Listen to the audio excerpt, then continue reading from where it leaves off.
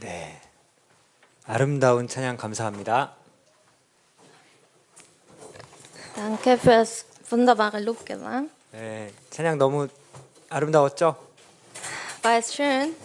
네, 감사합니다. Dankeschön. 우리 벌써 이제 6월 달이 절반이 지나가고 있습니다. Schon die Hälfte vom Monat Juni ist vorbei.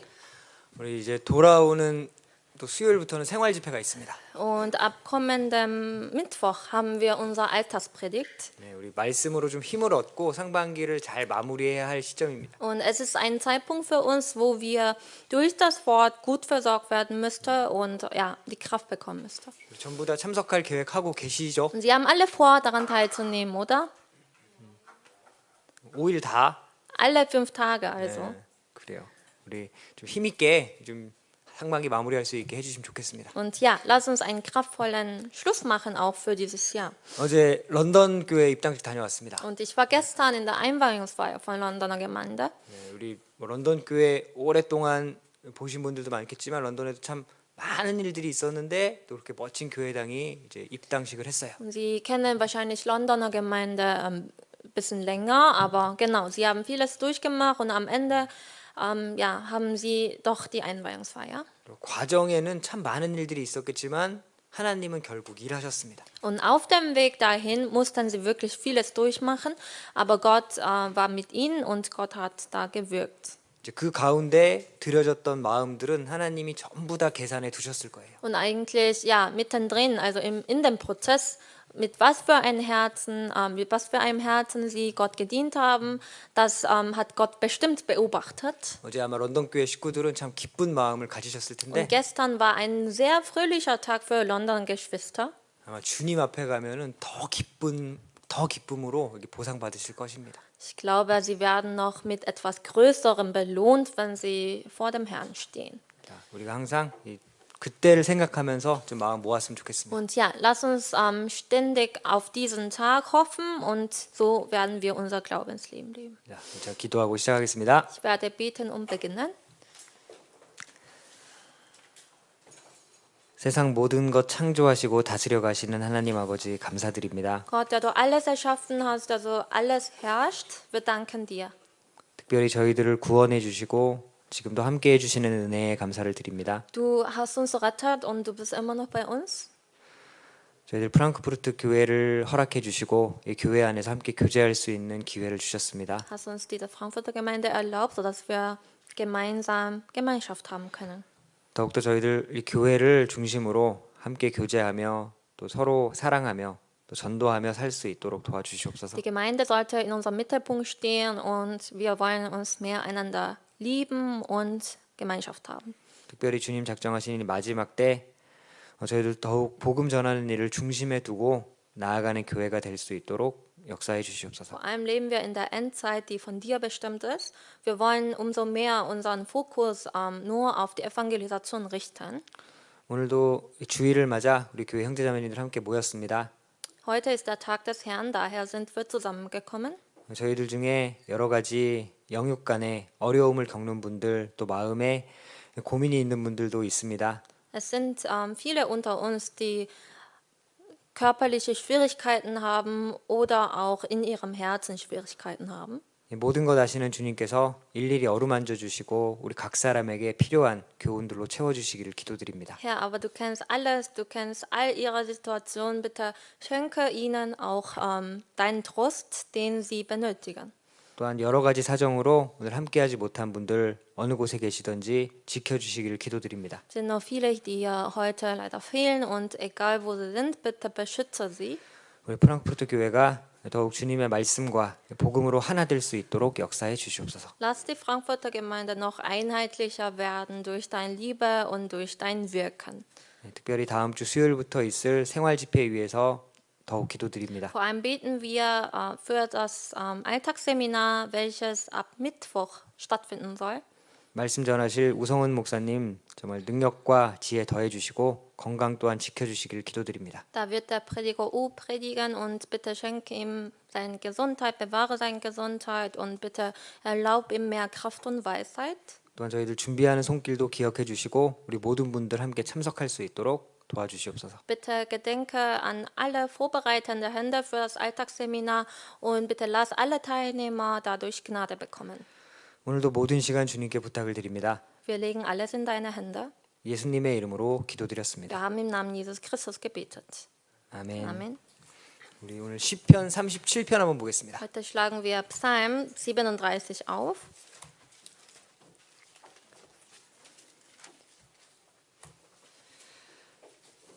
편 37편 23절입니다. Psalm 37, Vers 23.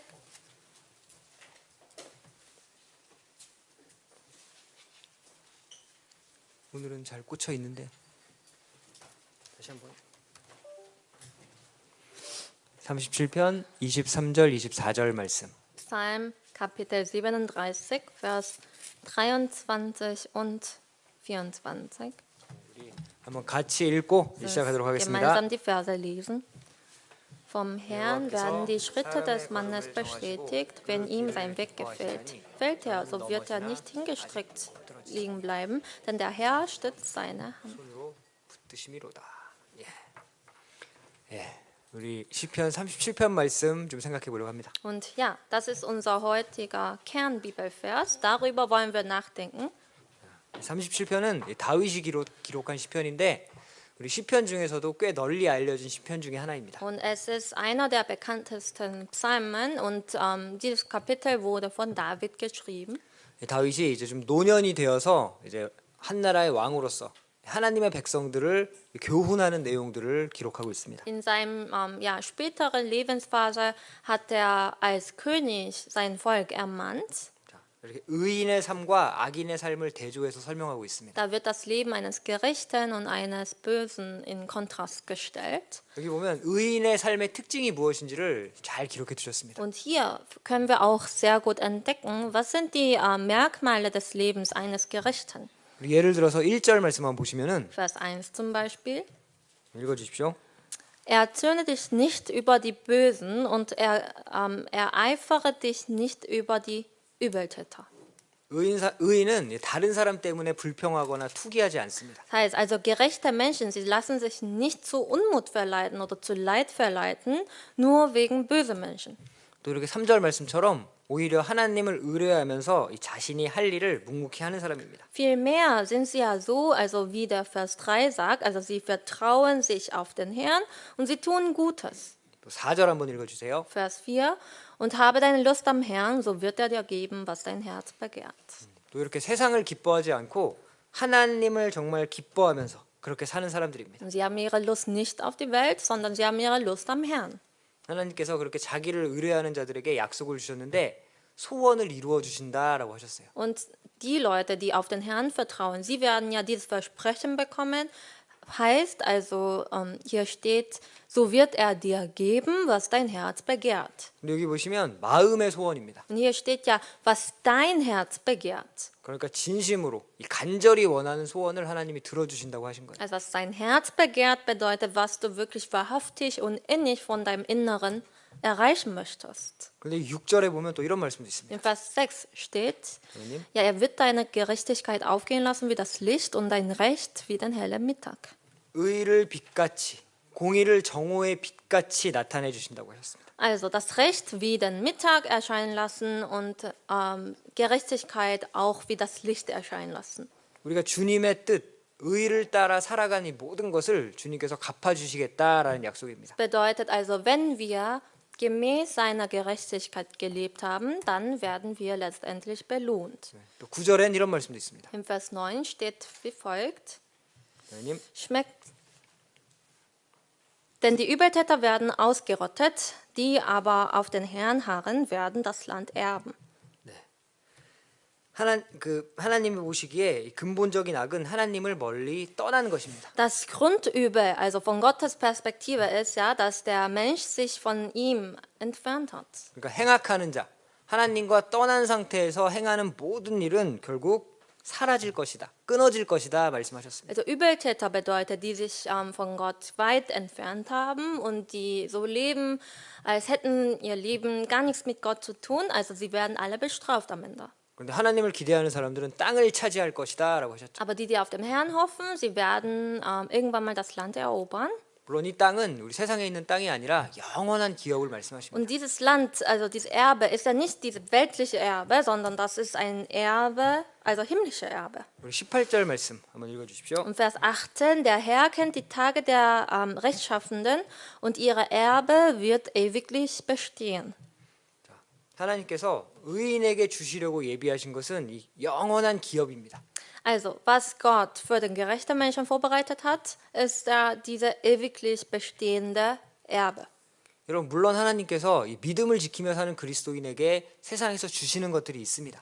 Und wenn wir unseren Glauben gut bewahren auf der Erde, dann werden wir auch auf der Welt etwas empfangen von dem Herrn.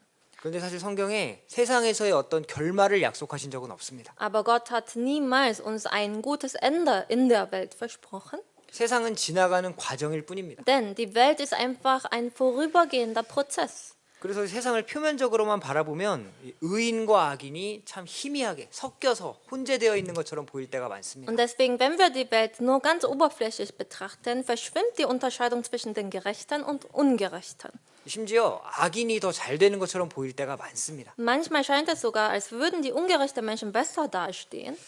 다윗은 하나님의 백성들에게 이러한 모순된 상황들이 있는 것이 사실이지만 잠시뿐이고 결국에는 하나님의 공의와 하나님의 뜻이 이루어질 것이다라는 것을 말씀하십니다. Deswegen David hier, also er hat betont, dass solche widersprüchlichen Situationen nur von kurzer Dauer sind und dass letztendlich Gottes Gerechtigkeit verwirklicht wird. 그래서 우리 오늘 처음에 읽었던 23절, 24절에서는 하나님께서 사람의 걸음을 정하신다라고 말씀하셨어요. Also die Verse, die wir zu Beginn dieser Stunde gelesen haben, also da steht, die Schritte des Mannes wird ja von dem Herrn bestätigt. 그리고 사실 이 세상 모든 것에는 하나님이 정하신 길이 있습니다. Und wir müssen ja auch eine Sache erkennen. Also in jeder Sache in der Welt, Gott hat etwas bestimmt. 전도서 11장에는 바람의 길이 있다고 하셨어요. Gott hat einen Weg bestimmt. Also es gibt den Weg für den Wind. 또 시편 8편에는 바다에도 길이 있다라고 Und 하셨어요. in Psalm Kapitel 8 steht, es gibt auch eine bestimmte Route oder einen bestimmten Meeresweg. 그럼 바람 길 있는 거 아셔요? Also wussten Sie schon, dass der Wind zum Beispiel seinen eigenen Weg hat? 그럼 비행기들이 바람의 길을 잘 타면 연료를 많이 아낄 수 있다고 합니다. Und bei den Flugzeugen ist es ja so, sie müssen erstmal den Windesweg gut kennen, sodass sie am Ende Treibstoff sparen können. 그래서 항공사들이 이 어떤 항로를 서로 먼저 선점하려고 이렇게 다투는 경우들도 있대요. Und deswegen kommt es ja vor, dass Airways oder Airlines sich um die gute, sage ich mal, Route streiten. 또 배들도 이 해로가 분명히 있습니다. Und auch es gibt ja auch bestimmte Route, die zum Beispiel Schiffe befahren soll. 욥기 38장 25절에 보면 또 이런 말씀이 있습니다. Schiffe befahren soll. Und in Hiob Kapitel 38, Vers 25 steht, wer hat der Regenflut ein Bett gewiesen und dem Donnerstrahl einen Weg? 자, 비를 위한 길도 있고 번개를 위한 길도 있습니다. Also es gibt einen Weg für Regen und einen Weg für Donner. 사람의 눈에는 그저 우연히 반복되는 것 같은 모든 일에도 하나님의 섭리가 있다는 것입니다. Für uns, für Menschenaugen, scheint es so, dass alles einfach sich wiederkehren, aber es gibt ja die Gottesvorsehung. 자, 여러분 번개에도 길이 있고 바다에도 길이 있는데 하나님이 보시기에 가장 귀한 그리스도인들에게 삶의 길이 없을까요? Also es gibt einen Weg für Donner und einen Weg für Wind, aber meinen Sie, Gott hätte keinen Weg für uns Christen bestimmt? 그리스도인에게는 반드시 하나님이 정하신 길이 있습니다. Na klar, also Gott hat bestimmt für uns auch einen Weg bestimmt. 그런데 우리가 서로 보면 생김새가 참 신기할 정도로 전부 다른 것처럼 우리 각자에게 허락하신 길도 전부 다릅니다. Und wenn wir uns anschauen, dann sehen wir, also wir sehen alle so unterschiedlich aus und wir haben auch unterschiedlichen Lebensweg. 여러분 생각해 보면 근데 정말 그렇습니다. Und wenn wir gut nachdenken, dann ist es tatsächlich so. 어떤 분들은 어려서부터 정말 많은 고생을 하면서 살기도 합니다. Es gibt ja so viele Menschen, also oder einige Menschen, die von klein auf mit Schwierigkeiten zu kämpfen hatten.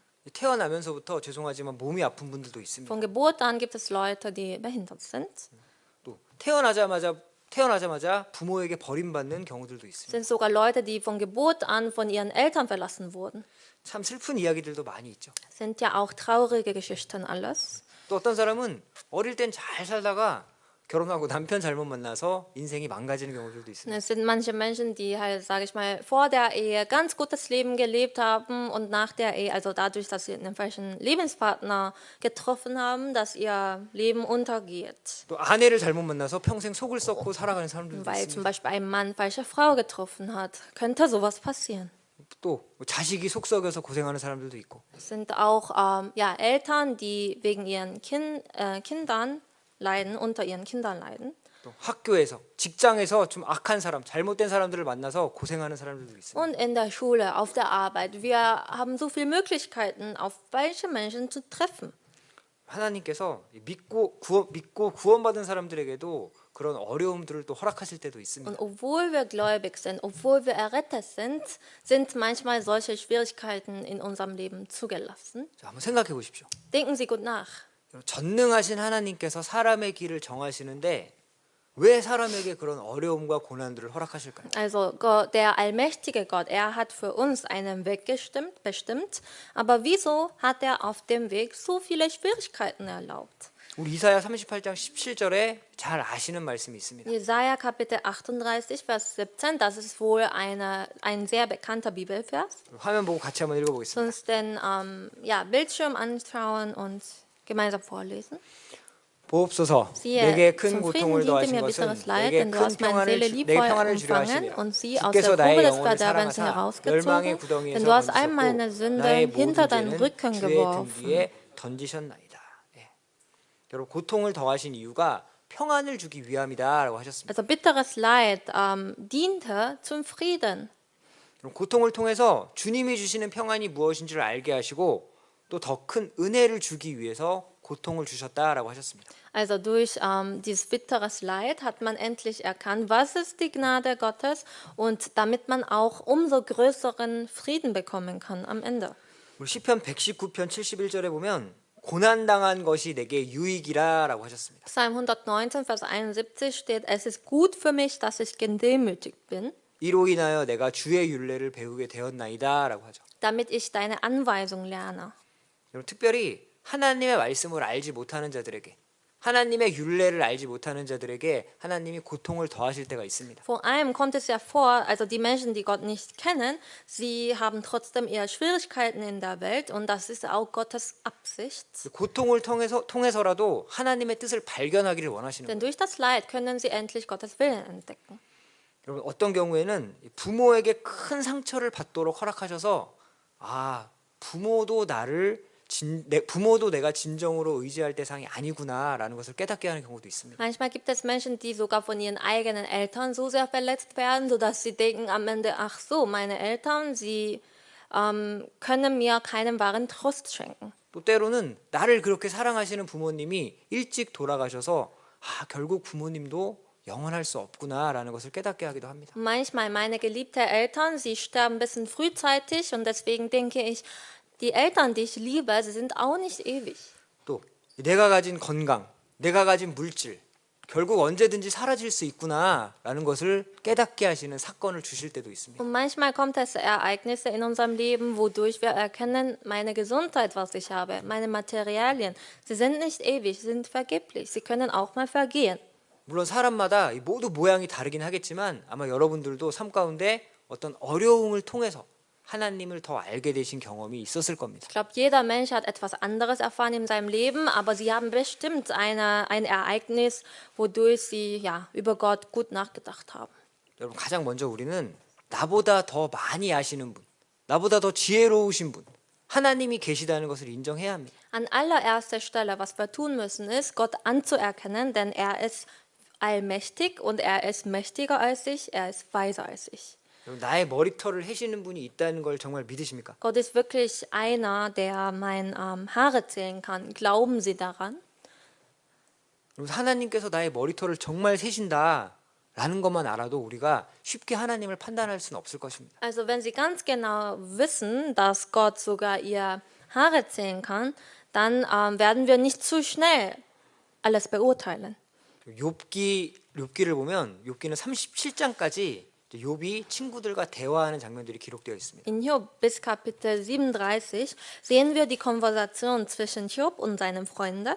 그래서 38장부터 이제 하나님께서 직접 욥에게 말씀하기 Ab 시작하십니다. Kapitel 38 spricht Gott direkt zu Hiob. 자, 지금 욥은 큰 고난을 겪었습니다. Und er hat wirklich ein sehr großes Leiden durchgemacht. 하나님이 말씀하시는 것을 보면 하나님은 그 고난의 이유에 대해서는 전혀 언급하지 않으십니다. Aber Gott hat keinerlei Wort erwähnt, wieso Hiob gerade so viele Schwierigkeiten durchmachen musste. 욥기 38장 한번 넘겨보겠습니다. Wir gehen mal zu Hiob Kapitel 38.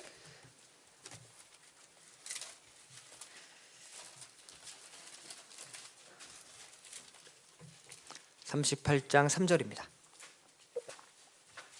Hiob Kapitel 38, Vers 3. 38장 3절 한번 읽어주십시오. Vers 3. Gürte doch deine Lenden wie ein Mann, ich will dich fragen und du sollst mich belehren. 하나님께서 욥에게 말씀하시는데 계속해서 자연과 만물에 대해서 질문하십니다. Gott hat immer wieder Fragen gestellt über die Natur und über alle Schöpfung. 5절에도 보면 아느냐라고 물으시고 우리 또 8절에도 누구냐라고 물으십니다. Im Vers 5 fragt Gott, weißt du das? Also wer hat das bestimmt? Wer? 41절 말씀 한번 펴보겠습니다. Auch im Vers 8 und wir gehen mal zu Vers 41. 41절 말씀을 같이 한번 읽어보겠습니다. 41, lass uns gemeinsam lesen. Wer 까마귀 verschafft 새끼가 dem Raben 하나님을 향하여 seine Speise, wenn 부르짖으며 sein 먹을 Junge zu 것이 Gott 없어서 schreien und 오락가락할 때 herumflattern aus 그것을 Mangel 위하여 an 먹을 것을 Nahrung? 예비하는 자가 누구냐?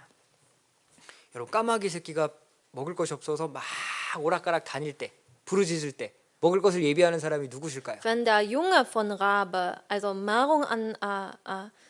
Nahrungsmangel hat und deswegen herumflattern, also wer gibt das Essen dann? 누구실까요? Wer? Wer versorgt dann das 하나님이시겠죠. Essen? Klar, also der Herr. 자, 이렇게 계속 여러 가지를 질문하시는데 여러분 41장까지 쭉 이어지는 질문에 욥은 한마디도 대답을 못 합니다. Ja, also es sind ständige Fragen, die hier erwähnt sind und bis Kapitel 41 gibt es so viele Fragen, aber Hiob blieb nur unbeantwortet. 근데 이제 그 하나님의 질문들을 듣고 욥은 깨달았습니다. Aber als Hiob diese viele Fragen von Gott gehört hat, hat er endlich etwas erkannt. 욥은 믿음의 사람이었지만 사실 지금 겪고 있는 어려움 때문에 너무 힘들고 괴로웠어요. Er war eigentlich der Mensch des Glaubens, aber er hatte so viele Schwierigkeiten, sodass er verzweifelt war. 정말 몸이 고통스러우니까 죽을 것 같고 또 모든 것을 잃어버리니까 마음도 너무 아팠습니다. An seinem eigenen Leib hatte er so viel Leid, deswegen dachte er, er würde lieber sterben sogar. 나는 이렇게 어려움 겪고 있는데 정말 하나님 알고는 계시는 걸까? 나의 기도를 듣고는 계시는 걸까? 마음의 의문도 Und 생겼습니다. er dachte sich wohl, ja, ich habe gerade so viele Schwierigkeiten, aber Gott, sieht er wirklich mich? Hört er mein Gebet? Er hatte diese Zweifel. 그런 욥에게 하나님은 나는 황무한 땅에도 비를 내리는 자다. 또 폭우의 길, 번개의 길, 모든 길을 내고 있는 자다라는 것을 밝히십니다. Und weil Hiob gerade so verzweifelt ist, hat Gott extra ihn erkennen lassen. Gott ist ja also einer, der auf das verwüstete Land regnen lassen kann. Gott hat den Weg für Sturm und den Weg für den Donner bestimmt. 여러분 구약 성경의 부정한 짐승 까마귀 새끼에게도 먹을 것을 예비하는 것이 나다라고 밝히십니다. Also eigentlich im Alten Testament steht, der Rabe ist ein unreines Tier, aber Gott gibt sogar unreinen Tieren was zu essen. 자, 사실 욥이 고난 중에 머릿속에 떠올렸던 그런 생각들은 우리가 어려운 가운데 많이 겪는 생각들입니다. Ich glaube, Hiobs Gedanken, die in seinem Kopf aufgekommen sind, also es sind auch Gedanken, die wir auch gerne haben können in unseren schwierigen Zeiten. 우리 머릿속을 자주 스쳐가는 생각들이죠. Und solche Gedanken kommen einfach oft hoch, oder nicht? 하나님 저 지금 어려운 상황 알고 계시지 않습니까? Herr, du kennst doch meine Situation. Ich bin gerade am Leiden. 도대체 왜 저에게 이런 상황을 허락하시는 겁니까? Wieso hast du mir diese Situation zugelassen? 저보다는 믿음이 좋은 저 형제는 감당할 수 있을 것 같은데 왜 저에게 이런 상황을 주십니까? Der Bruder XY, der einen besseren Glauben hat als ich, er könnte es gut überwältigen, aber ich kann das nicht. 하나님이 우리에게 대답하신다면 뭐라고 대답하실 거예요? Aber was würde Gott zu uns dann antworten? 어쩌면 욥에게 질문하신 것과 똑같이 질문하실 것 같습니다. Vielleicht würde Gott genau die gleiche Frage stellen. 여러분, 하나님은 항상 우리보다 훨씬 높은 곳에서 훨씬 큰 지혜를 가지고 우리의 삶을 인도하고 계십니다. Also wir sollen uns im Klaren sein darüber, dass Gott immer von etwas Größeren oder höchsten Ort mit größerer Weisheit uns betrachten. 여러분, 하나님과 사람을 우리가 비교할 수 있을까요? Können wir Menschen also mit Gott verglichen werden? 하나님의 생각과 나의 생각을 감히 비교할 수 있을까요? Können wir unsere Gedanken mit Gottes Gedanken vergleichen? 여러분, 하나님은 우리 머리털을 세실 뿐만 아니라 침 삼킬 동안도 나를 놓지 않으신다고 하셨습니다. Gott ist ja derjenige, der sogar meine Haare zählt und wenn ich mein Speichel schlucke, da lässt er seinen Augen nicht weg von mir. 여러분, 하나님이 여러분을 얼마나 사랑하시는지 여러분 표현할 수 있으세요? Also er schaut nicht weg von mir und können Sie also beschreiben, wie sehr Sie von Gott geliebt werden? 사실 성경으로도 다 설명이 안 될 정도로 하나님은 우리를 사랑하십니다. Eigentlich anhand von Bibelversen können wir auch nicht vollständig erkennen, wie sehr Gott uns liebt. 이 분명하고 놀라운 사실이 정말 마음에 있는 사람은 작은 일에 흔들리지 않습니다. Und wenn Sie diese wunderbare Tatsache erkannt haben, die wunderbare Liebe Gottes, dann werden Sie nicht ins Wanken kommen wegen kleiner Sachen. 시편 37편 다시 한번 넘겨보겠습니다. Wir gehen mal zu Psalm 37 zurück.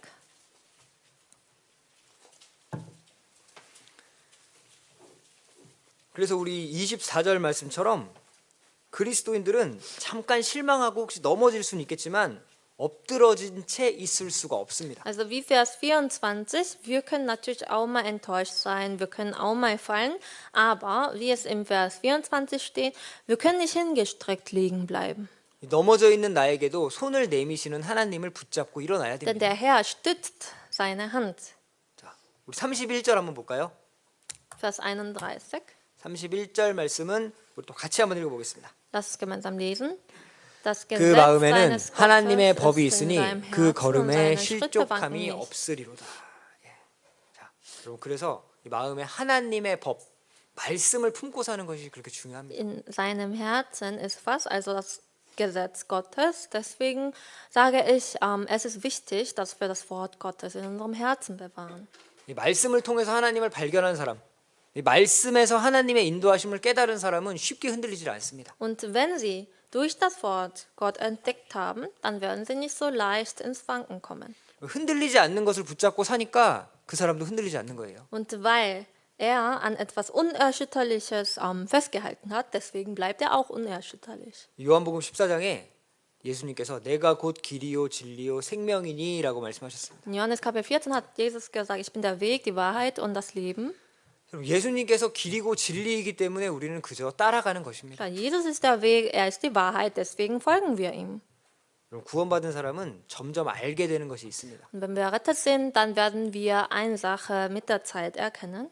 하나님이 작정하신 길이 정말로 있다는 거예요. Es gibt tatsächlich von Gott bestimmte Wege.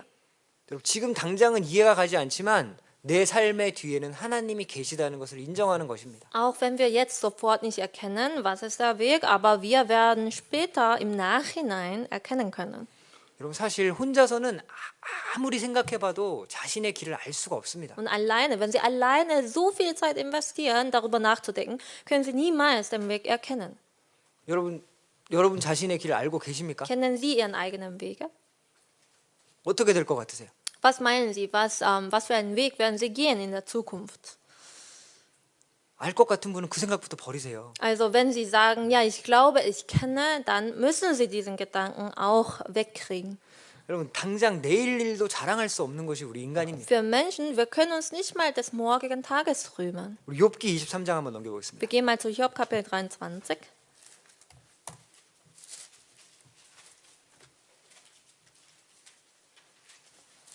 23장 10절입니다. Job Kapitel 23, Vers 10. 23장 10절 같이 한번 Vers 읽어보겠습니다. 10, lasst uns gemeinsam lesen. Ja, 나의 er 가는 kennt 길을 meinen 오직 Weg, 그가 wenn er 아시나니 mich prüft, 그가 so werde 나를 ich wie 단련하신 Gold 후에는 내가 hervorgehen. 정금같이 나오리라. 주님도 아시고 나도 알고 그것이 아닙니다. Also er kennt meinen Weg und ich kenne meinen Weg. So steht es nicht in der Bibel. 오직 주님만 아신다고 하셨어요. Steht ja nur er kennt meinen Weg. 시편 37편에 보셨던 것처럼 사람의 길을 정하시고 그 길을 기뻐하십니다. Wie wir im Psalm 37 gelesen haben, Gott bestimmt die Schritte des Mannes und er freut sich. 여러분, 이번에도 한번 솔직히 마음속에 물어보세요. Und fragen Sie sich mal ehrlich, 하나님이 정하신 길이 좋은 길일까요? 아니면 내가 정하는 길이 좋은 길일까요? was meinen Sie? Also der von Gott bestimmte Weg, ist der ein besserer Weg oder der von mir bestimmte Weg? 여러분 어떤 길로 걸어가고 싶으십니까? Welchen Weg möchten Sie gerne gehen? 예레미야 10장도 한번 넘겨보겠습니다. Wir gehen mal zu Jeremia Kapitel 10.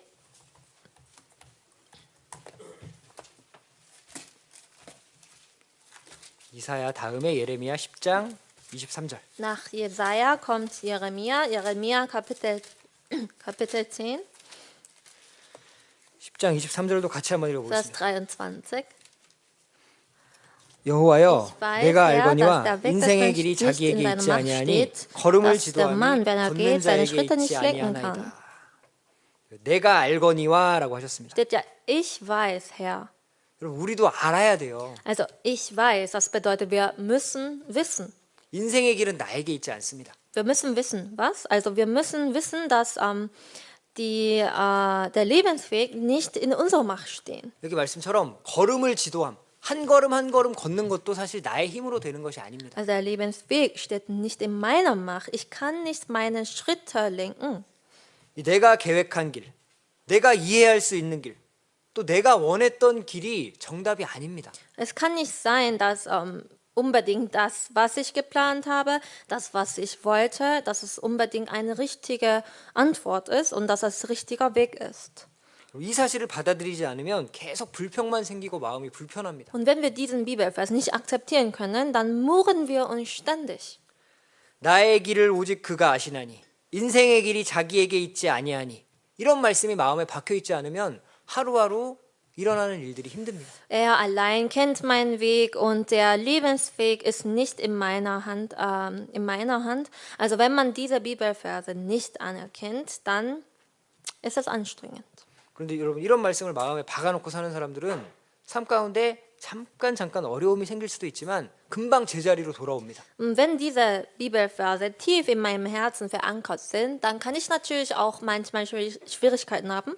Ich werde vielleicht für kurze Zeit wanken, aber ich komme zurück an meinen Platz. 아 그래 여기도 하나님의 뜻이 있겠지 받아들입니다. Klar, also ich werde manchmal ins Wanken gebracht, aber ich komme zurück an meinen originalen Platz und ich denke, ja, vielleicht Gott hat für mich diesen Weg vorbereitet. 내 생각과 다르고 어려움이 있더라도 오히려 그가 그 상황에서 하나님의 뜻을 발견하려고 더 많이 기도할 것입니다. Auch wenn es anders aussieht als mein Plan, wir haben den Glauben, deswegen sagen wir, ja, ich glaube sogar auch auf diesem Weg hat Gott seinen Willen, deswegen kommt man zurück an seinen originalen Platz. 사람은 사실 부분적으로만 압니다. Also der Mensch kann nur teilweise etwas erkennen. 여러분 저에 대해서 잘 아세요? Kennen Sie mich gut? 사람이 내가 저 사람 정말 잘 알아라고 생각할 때가 있습니다. Und es kommt ja auch vor, dass ich denke, ja, ich kenne sie oder ihn sehr gut. 또 우리가 어떤 일에 대해서 내가 이 일만큼은 전문이지 잘 알지 하는 경우가 있습니다. Und es gibt ja auch manche Menschen, die sagen, ja, ich kenne mich mit dieser Sache so gut aus. 그런데 여러분 내가 얼만큼 알면 잘 아는 것일까요? Aber wie viel müssen sie doch wissen und kennen, sodass sie sagen können, ganz selbstbewusst, ich kenne mich darin gut. 내가 아는 것이 모든 것인 것처럼 이 부분을 가지고 전체를 판단하는 것은 정말 어리석은 일입니다. Und es ist ja sowas von töricht, dass man nur einen Teil davon kennt und dass man sagt, ja, ich kenne alles. 여러분 더욱이 정말 내가 아는 부분적인 지식으로 교회를 판단하고 하나님의 뜻을 판단하는 것은 하나님 앞에 큰 죄입니다. Und vor allem ist es eine große Sünde, dass man nur mit seinem begrenzten Wissen Gottes Gemeinde beurteilt und Gott beurteilt. 여러분 교회의 주인이 정말로 계실까요? Aber meinen Sie, gibt es wirklich den Herrn für unsere Gemeinde? 이 세상을 다스리시는 세상의 주인이 정말로 계실까요? Gibt es wirklich der Herr, der über die Welt regiert? 여러분 정말로 하나님께서 세상을 다스리실 뿐만 아니라 우리 교회 가운데 역사하시고 다스리고 계십니다. Und Gott, also er herrscht über die Welt und nicht nur darüber, sondern über unsere Gemeinde. 여러분 지금도 우리 가운데를 두루 다니시면서 크고 작은 일들을 하나님이 돌아보고 계세요. Und er geht umher mitten in uns und er schaut auf kleine und große Sachen. 우리는 주님이 허락하신 길, 우리에게 맡겨진 길을 묵묵히 걸어가면 되는 Und 것입니다. deswegen, was wir tun sollen, ist einfach still unseren Weg zu gehen, der von Gott bestimmt ist. 근데 어떤 분들은 그동안 너무 오래 기다려서 더는 못 기다리겠다 이야기합니다. Aber es sind manche Menschen, die sagen, ich habe bisher so lange gewartet, also mein Geduld, jetzt ist es aus mit meiner Geduld. 여러분 그래 봤자 이제 몇 년 더 기다릴까요? Aber wie lange haben Sie denn gewartet? Wie viele Jahre? 50년? 50 Jahre? 100년? 100 Jahre? 결국 우리 주님 앞에 서면 전부 다 알게 될 것입니다. Wir werden irgendwann mal eines Tages erkennen, wenn wir vor dem Herrn stehen. 여러분 예레미야가 고백한 것처럼 사실 우리는 하나님 앞에서 정말 연약하고 작은 존재입니다. So wie Jeremia bekannt gemacht hat oder sein Zeugnis geliefert hat, wir sind schwach und kleine Wesen vor Gott. 우리 사람들끼리 보면 저 사람 똑똑하다, 능력 있다, 저 사람 괜찮다 그런 경우들이 있습니다. Wir können unter Menschen natürlich auch leicht beurteilen, ach, der ist so smart und er ist so begabt. 근데 하나님은 시편 39편 5절에 다윗의 입을 통해 이렇게 말씀하십니다. Aber Gott, er hat im Psalm Kapitel 39, Vers 5 durch David Folgendes gesagt. 독일어 6절인데 한번 읽어주십시오. Im Vers 6 im Deutschen. Lass mich mein Ende wissen, o Herr, und was das Maß meiner Tage ist, damit ich erkenne, wie vergänglich ich bin. 다윗은 세상 모든 사람들에게 높임을 받는 왕이었을 뿐만 아니라 실제로 지혜도 있었고 참 선한 사람이었습니다. Und David, also er war wirklich ein König in der Welt und er hatte viel Weisheit. 근데 다윗이 사람마다 든든히 선 때도 허사뿐이다라고 이야기하고 있어요. Und hier steht ja, also Vers 6, und die Dauer meines Lebens ist wie nichts vor dir. 여러분 고린도전서 10장에도 선줄로 생각한 자는 넘어질까 조심하라라고 하셨습니다. Und nur Handbreiten lang hast du meine Tage gemacht, steht da. Und in 1. Korinther Kapitel 10, Vers 12 steht ja, darum wer meint, er steht, der sehe zu, dass er nicht falle. 언제든지 넘어질 수 있는 Wir 사람들이에요. können jederzeit fallen. 여러분 이 종이 한 장은 쉽게 촥 찢어집니다. Ein Blatt Papier lässt sich sehr leicht zerreißen. 근데 종이가 어디 나무나 벽에 딱 붙어 있으면 이 찢기가 쉽지가 Und 않습니다. wenn dieses Papier auf Eisenplatte klebt oder auf einem Holz, dann ist es ja auch schwer, das Blatt zerrissen zu kriegen.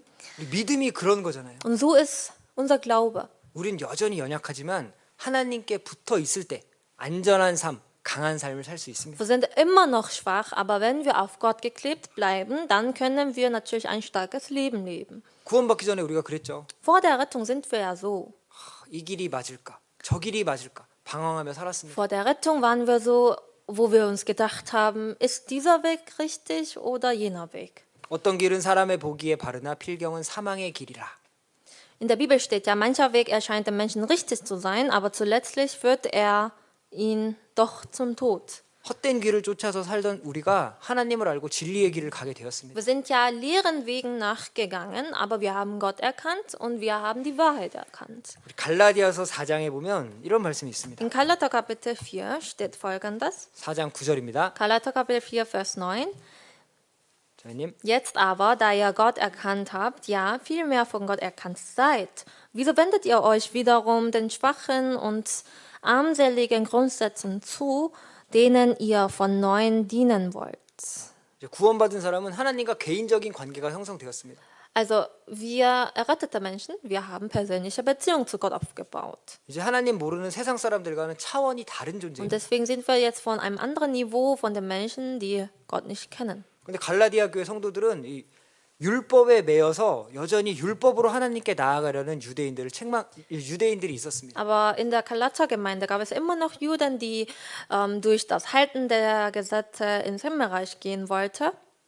바울이 그렇게 사람의 생각으로 사람의 뜻대로 하나님께 나아가려는 자들을 책망하면서 초등학문이다, 천박하고 미천한 학문이다라고 지금 책망하는 거예요. Und deswegen ermahnt Apostel Paulus gerade solche Menschen, die durch das Halten der Gesetze in den Himmel kommen möchten. Er hat gesagt, wieso wollt ihr zurückkehren zu den Armseligen und zu den Schwachen?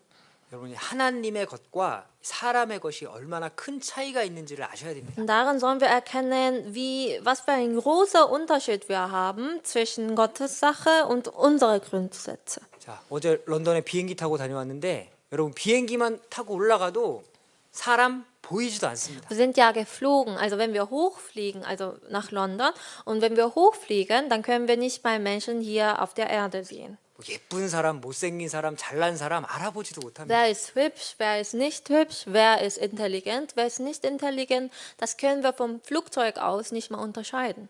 우주 공간에 올라가서 바라보면 어떨까요? Wenn wir im Weltall sind, was meinen Sie?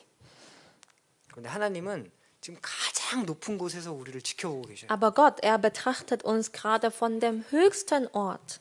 그런데 그 크신 하나님이, 그 거룩하신 하나님이 우리 머리털도 세시고 침 삼킬 동안도 놓지 않으신다고 하셨습니다. Und dieser große Gott und dieser heilige Gott, er schaut von uns nicht weg und er zählt unsere Haare und er guckt uns zu, wo wir unseren Speichel schlucken. 그리고 각자의 인생의 길을 정하시고 그 걸음을 기뻐하신다고도 하셨습니다. Und er hat unsere Lebensschritte bestimmt und er freut sich.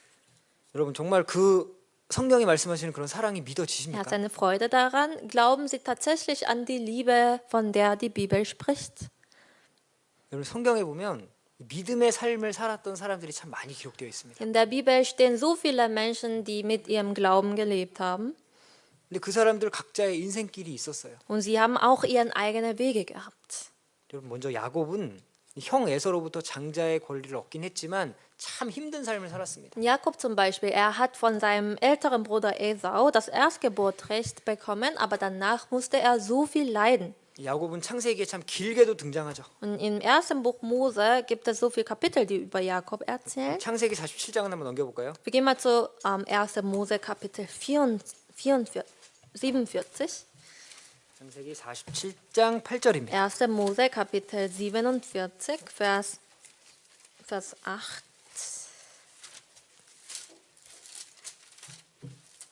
47장 8절 9절. Kapitel 47, Vers 8 und 9. 자매님 한번 읽어주십시오. Und der Pharao fragte Jakob, wie alt bist du? Jakob sprach zum Pharao, die ganze Zeit meiner Fremdlingenschaft beträgt 130 Jahre. Wenig und böse sind meine Lebensjahre gewesen, und sie erreichen nicht die Zahl der Lebensjahre meiner Väter in den Tagen ihrer Fremdlingenschaft. 야곱의 인생에는 참 어려움이 많았습니다. Jakob hatte so viele Schwierigkeiten in seinem Leben. 형 에서를 피해서 바단 아람으로 가야 했고 또 이제 외삼촌 라반 밑에서 20년 동안 고생하면서 일했습니다. Er musste sich flüchten vor seinem Elternbruder Esau und er musste nach Padan Aram gehen und er hat dort unter seinem Onkel 20 Jahre lang gedient und gearbeitet. 또 나중에는 세겜에 갔다가 거기서 딸 디나가 세겜 사람에게 겁탈당하는 그런 일도 있었습니다. Später ist er nach Sichem gezogen und da wurde seine geliebte Tochter Dinah, sie wurde vergewaltigt. 더욱이 가장 아꼈던 아들 요셉이 애굽으로 팔려가서 보지 못하는 일도 있었습니다. Und seinen geliebten Sohn Josef, also er wurde aus Neid aus Ägypten nach Ägypten verkauft, deswegen konnte er ihn nicht sehen. 정말 이 9절 말씀처럼 험악한 세월을 보냈습니다. Deswegen, was er im Vers 9 gesagt hat, er hat recht, er hat wirklich böse Tage verbracht. 근데 여러분 그 험악한 세월을 통해서 하나님이 야곱을 이스라엘로 바꾸셨습니다. Aber durch solche böse Tage hat Gott Jakob in Israel verwandeln lassen. 하나님의 능력으로 행하신 것이지만 야곱 편에서 잘한 일이 있었습니다. Und natürlich, dies alles ist geschehen durch Gottes Kraft und Macht, aber Jakob hat auch eine Sache gut getan. 야곱은 정말 믿음이 있었습니다. Er hatte einen Glauben. 험악한 세월을 산 사람이지만 인생은 나그네 길이구나라는 것을 분명하게 믿었습니다. Obwohl er böse Tage verbracht hat, hat er fest daran geglaubt, ich bin nur der Wanderer in dieser Welt. 우리가 살면서 어려움이 가득할 수도 있고 또 때로는 좀 겉보기에 화려하고 멋진 것이 주어질 때도 있을 수 있습니다. In unserem Leben kann es ja sein, dass wir so viele Schwierigkeiten haben und manchmal haben wir so ein glänzendes Leben. 근데 결국에는 전부 나그네 인생 다 사라져 버릴 것들입니다. Aber wir müssen erkennen, dies alles wird irgendwann mal vergehen. Also wir sind nur Wanderer. 여러분, 성경을 보면 야곱은 항상 하나님이 주실 것 영원한 안식을 소망하며 살았습니다. Und wenn wir in der Bibel lesen, dann können wir erkennen, dass Jakob immer auf die ewige Ruhe gehofft hat. 여러분 창세기 49장에 야곱이 12아들에게 이제 유언을 하는데 그때도 유언의 내용 중 하나가 나 죽은 후에 내 시체를 가나안 땅으로 꼭 가져가 달라라고 부탁합니다. Im 1. Buch Mose 49, da hat Jakob seine letzten Worte hinterlassen und er hat dabei gesagt, ich möchte im Land Kanaan begraben werden, wenn ich sterbe. 지금은 비록 외국에 있지만 반드시 하나님께서 약속대로 이스라엘을 가나안으로 인도하실 것이다 라고 믿었습니다. Obwohl wir jetzt im Ausland sind, hat er fest daran geglaubt, Gott wird irgendwann mal sein Volk nach Israel zurückführen und deswegen hat er diese Worte hinterlassen. 야곱의 포커스는 항상 지금의 삶에 맞춰져 있지가 않았습니다. Also Jakobs Fokus, das war nicht auf das jetzige Leben. 창세기 28장도 한번 Wir 넘어보겠습니다. gehen mal zu 1. Mose Kapitel 28, 28장 28, 15절입니다. Vers 15. 28장 15절 Vers 15. 하나님 Und siehe, ich bin mit dir, ich will dich behüten überall, wo du hinziehst, und ich will dich wieder in dieses Land bringen, denn ich will dich nicht verlassen, bis ich vollbracht habe, was ich dir zugesagt habe. 지금 야곱이 에서를 피해 가는 길인데 하나님께서 베델에서 야곱에게 나타나셔서 주셨던 약속입니다. Und hier also floh Jakob vor Esau und dann ist Gott in Bethel ihm erschienen und er hat Folgendes gesagt. 어디로 가든지 함께 하시고 지켜주시겠다고 약속하셨습니다. Wo du hinziehst, ich will dich behüten überall. 자, 여러분 지금도 하나님의 사랑을 깨달은 그리스도인들은 어느 곳에 있든지 하나님께서 지켜주시고 함께 하십니다. Und jetzt ist es ja immer noch so, egal wo wir leben, wir wiedergeborene Christen werden immer behütet von Gott. 구원받은 사람에게 선물로 주신 성령은 결코 나를 떠나지 않으십니다. Das Geschenk, also unseren Heiligen Geist, was wir als Geschenk bekommen haben bei der Rettung, er verlässt uns nie. 그런데 물론 이 놀라운 약속을 잘못 오해하는 분들도 있습니다. Und das wunderbare Versprechen wird gerne missverstanden. 구원받은 사람은 뭘 해도 하나님이 도와주신다. 그렇게 쉽게 생각하는 분들도 있습니다. Denken Sie nicht leicht und sagen Sie nicht, weil wir errettet sind, wird alles gelingen. 근데 이 말씀에서도 하나님이 분명하게 말씀하신 것이 있습니다. Aber hier in diesem Wort hat Gott etwas klar gemacht. 내가 내게 허락한 것을 다 이루기까지입니다. Steht ja, bis ich vollbracht habe, was ich dir zugesagt habe. 여러분 야곱을 통해서 하나님께서 자신의 뜻을 이루시기 위해서 야곱의 길을 정하신 것입니다. Das heißt, Gott hat Jakobs Schritte bestimmt, damit er seinen Willen durchführen kann durch ihn. 하나님은 우리가 나의 삶을 통해서 하나님의 뜻을 이루는 것을 원하시는 것입니다. Gott möchte von uns sehen, dass sein Wille ausgeführt wird durch unser Leben. 우리 20절 한번 볼까요? Wir 28장 gehen mal 20절. zu Vers 20. 28장 20절도 한번 읽어 주십시오. Kapitel 28, Vers 20. Und Jakob legte ein Gelübde ab und sprach, wenn Gott mit mir sein und mich behüten wird auf dem Weg, den ich gehe, und mir Brot zu essen geben wird und Kleider anzuziehen. 내가 가는 이 길에서 그러니까 야곱은 하나님이 주신 길이 있다는 것을 믿었습니다. Und hier hat Jakob bestimmt geglaubt daran, dass Gott ihm diesen Weg gegeben hat. Denn er hat gesagt, auf diesem Weg. 지금 부모를 떠나서 자신을 위협하는 형을 떠나서 가는 길 얼마나 정말 서글프고 슬펐을까요? Gerade musste er sich flüchten vor seinem älteren Bruder. Er musste seine Eltern verlassen. Und wie traurig und wie einsam ist der Weg gewesen. 근데 그 길 가운데도 야곱은 분명한 믿음이 있었습니다. Aber mitten auf dem Weg hat er diesen festen Glauben. 하나님이 이 길도 나와 함께 하신다라고 믿었고 그래서 기도했습니다. Daran geglaubt, also Gott ist mit mir auf diesem Weg, deswegen hat er gebetet. 그래서 기도하면서 자신을 돌아오게 하실 하나님께 서원하면서 기도했습니다. Und deswegen hat er ein Gelübde sogar abgelegt vor Gott, denn Gott wird ihn zurückbringen. 우리 방금 보셨던 15절에 하나님이 하신 약속의 말씀을 정말 붙잡은 거예요. Im Vers 15, also das Versprechen Gottes, daran hat er festgehalten. 당장 눈앞에 보이는 상황은 캄캄했지만 자신을 지켜주시고 먹을 양식도 주시고 옷도 주실 것이다 라고 20절에 믿고 있잖아요. Im Vers 20, obwohl seine Umstände sehr dunkel waren, hat er fest daran geglaubt, Gott hat mir versprochen, er wird mir was zu essen geben, er wird mir Kleider geben, die ich mir anziehen kann. 여러분 사실 우리 주변 상황, 내가 처한 환경은 언제든지 바뀔 수 있습니다. Also unsere Umstände können sich jederzeit ändern. 여러분 그럴 때도 하나님의 약속은 그대로 있다는 사실을 기억하셔야 됩니다. Aber gerade auch in diesem Moment, wo sich alles ändert, ist Gott immer noch bei ihnen. 여러분 삶 가운데 하나님의 뜻 잘 보고 계십니까? Sehen Sie den Willen Gottes gut in Ihrem Leben? 하나님의 사랑 보고 계십니까? Sehen Sie die Liebe Gottes in Ihrem Leben? 또 의로우신 하나님의 공의 여러분 삶 가운데 나타나고 있습니까? Sehen Sie auch die Gerechtigkeit Gottes?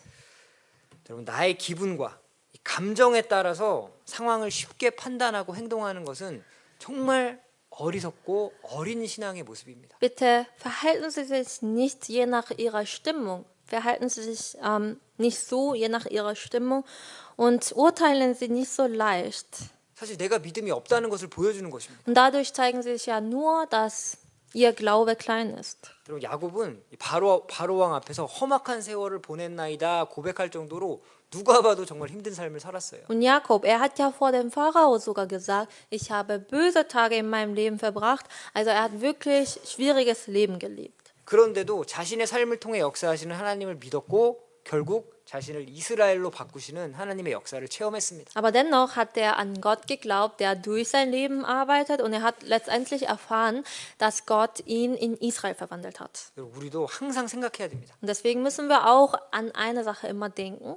하나님이 나를 통해 이루시려는 뜻이 무엇일까? Was ist wohl der Wille Gottes? Was möchte er durch mich wirken? 나에게는 무엇을 주기를 원하실까? Was möchte er überhaupt mir geben? 우리 아까 28장 15절 말씀에 보신 것처럼 내가 내게 허락한 것을 다 이루기까지 과연 무엇을 이루시기 위해서 아직도 나와 함께 하실까? Also im Vers 20 haben wir ja gelesen, bis ich vollbracht habe, was ich zugesagt habe. Also was möchte Gott denn durch mein Leben erreichen? Das ist unser Gedanke. 여러분 야곱에게는 12명의 아들이 있었습니다. Jakob hatte 12 Söhne. 그 중에 11번째 아들 요셉도 참 특별한 삶을 살았죠. Und der 11. Sohn hieß Josef und er hatte wirklich ein spezielles Leben. 17살 때 애굽의 노예로 팔려가서 30살 될 때까지 종살이를 한 거예요. Und mit 17 ist er nach Ägypten verkauft worden und bis 30 musste er als Knecht leben. 딱 저만한 나이 때 팔려간 거예요. In eurem Alter also ist er verkauft worden nach Ägypten. 정말 많은 일들을 겪었습니다. Und ja, er hat wirklich vieles durchgemacht. 사실 요셉은 아버지 말씀도 잘 들었던 순종했던 아들이었습니다. Und er war ein sehr gehorsamer Sohn für seinen Vater. 형들의 모함을 받은 거죠. Und er wurde leider zu Unrecht beschuldigt. 애굽에 가서도 참 억울한 일들만 Ich 많았습니다. glaube, er hatte so viel unfaire Situationen in Ägypten erfahren, 이해하기 힘든 일도 was 많았어요. er schwierig fand zu verstehen. 여러분 이 요셉의 모습을 보면 마치 예수님의 모습을 보는 것 같습니다. Aber Josefs Bild ist ähnlich zu dem Bild Jesu. 예수님도 항상 하나님 말씀에 순종하면서 사셨지만 모함만 당하셨죠. Jesus, also er war gehorsam immer gegenüber dem Willen Gottes, aber er wurde immer wieder zu Unrecht beschuldigt. 예수님 얼마나 억울하고 이해하기 힘든 일들이 많으셨을까요? Wie viel unfaire Situationen hätte er wohl erlebt und wie viele Sachen hat er wohl nicht verstanden. 나중에 결국 요셉은 애굽의 총리 자리까지 올라가서 이 많은 사람들의 생명을 건질 수 있는 기근을 해결하는 일을 하게 됩니다. Aber letztendlich wurde Josef zum Premierminister und er konnte so viel Leben von seinem Volk retten und er hat die Hungersnot gelöst. 마찬가지로 예수님도 결국 하늘과 땅의 모든 권세를 가지시고 이 우리 모두의 영적인 기근을 해결하시는 복음을 완성하시는 일을 하셨습니다. Gleiche Art und Weise, also Jesus, er hat die Macht vom Himmel, von der Erde und er hat auch viele Menschen Leben geschenkt, sodass wir durch das Evangelium errettet worden sind. 창세기 45장 한번 넘겨보겠습니다. Wir gehen zu 1. Mose Kapitel 45, 창세기 45장 4절입니다. Vers 4.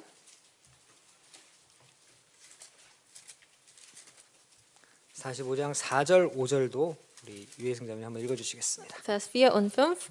Da sprach Josef zu seinen Brüdern, tretet doch her zu mir. Als sie näher kamen, sprach er zu ihnen, ich bin Josef, euer Bruder, den ihr nach Ägypten verkauft habt. Und nun bekümmert euch nicht und macht ihr euch keine Vorwürfe darüber, dass ihr mich hierher verkauft habt. Denn zur Lebensrettung hat mich Gott vor euch hergesandt.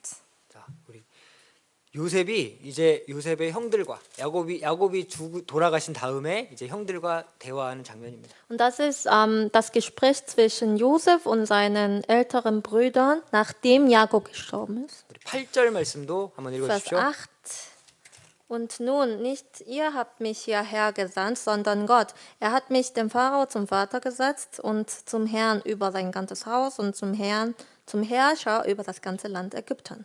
자, 이 형들을 용서하는 모습이 마치 자기를 팔았던 유다까지 끝까지 살아가시고 회개하기를 원하셨던 예수님의 모습과 같습니다. Und er hat seinen eigenen Brüdern vergeben.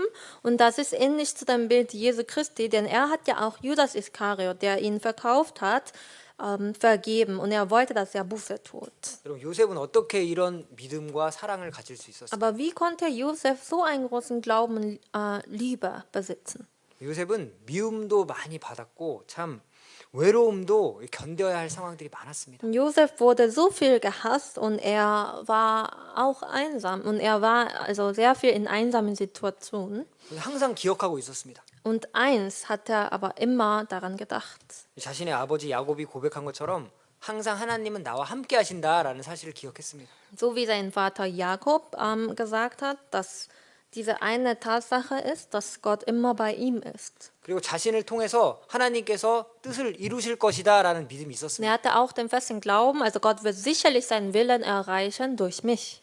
그럼 요셉이 노예로 있을 때, 또 감옥에 있을 때 성경에 보면 반복되는 표현이 있습니다. Als Josef als Knecht im Gefängnis saß, hieß es immer wieder, 여호와께서 요셉과 함께 하심이라라는 표현이 반복됩니다. der Herr war mit ihm. 여러분, 하나님이 함께 하시는 것은 좋은 일이지만 여러분 성경에 보면 감옥에서 요셉이 형통했다라고 표현도 되어 있습니다. Der Herr war mit ihm, also in der Bibel steht es sogar geschrieben, ihm ging's gut im Gefängnis. 왜 감옥에 있는 것이 요셉에게 형통한 일이었을까요? Also da steht ganz genau, der Herr ließ alles gelingen, was er tat im Gefängnis. Wieso steht exakt dieser Ausdruck? 하나님께서 요셉에게 허락하시는 훈련의 시간, 고난의 시간 끝에 하나님의 축복이 있기 때문입니다. Denn es hat ihm gelungen, weil er ist ja gerade in der geplanten Zeit, in der von Gott geplanten Zeit, und er weiß ja ganz genau, dass es Ende dieser Zeit gibt. 여러분 요셉은 이렇게 형들에게 고백하는 것처럼 자신을 애굽으로 보낸 것이 정말 하나님이라는 사실을 믿었습니다. Und Josef hat fest daran geglaubt, also es ist der Herr, der zur Lebensrettung mich vor seinem Bruder hergesandt hat. 현실에 보이는 문제에만 집착하지 않은 거예요. Hat sich nicht geklammert an den sichtbaren Situationen.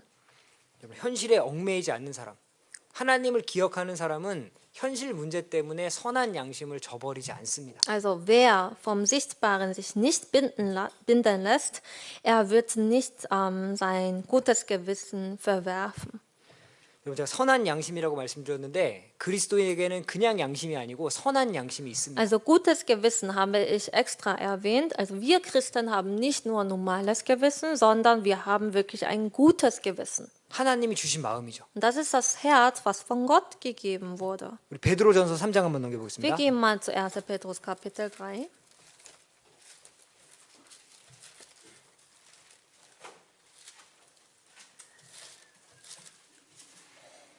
베드로전서 3장 16절입니다. 1. Petrus Kapitel 3, Vers 16.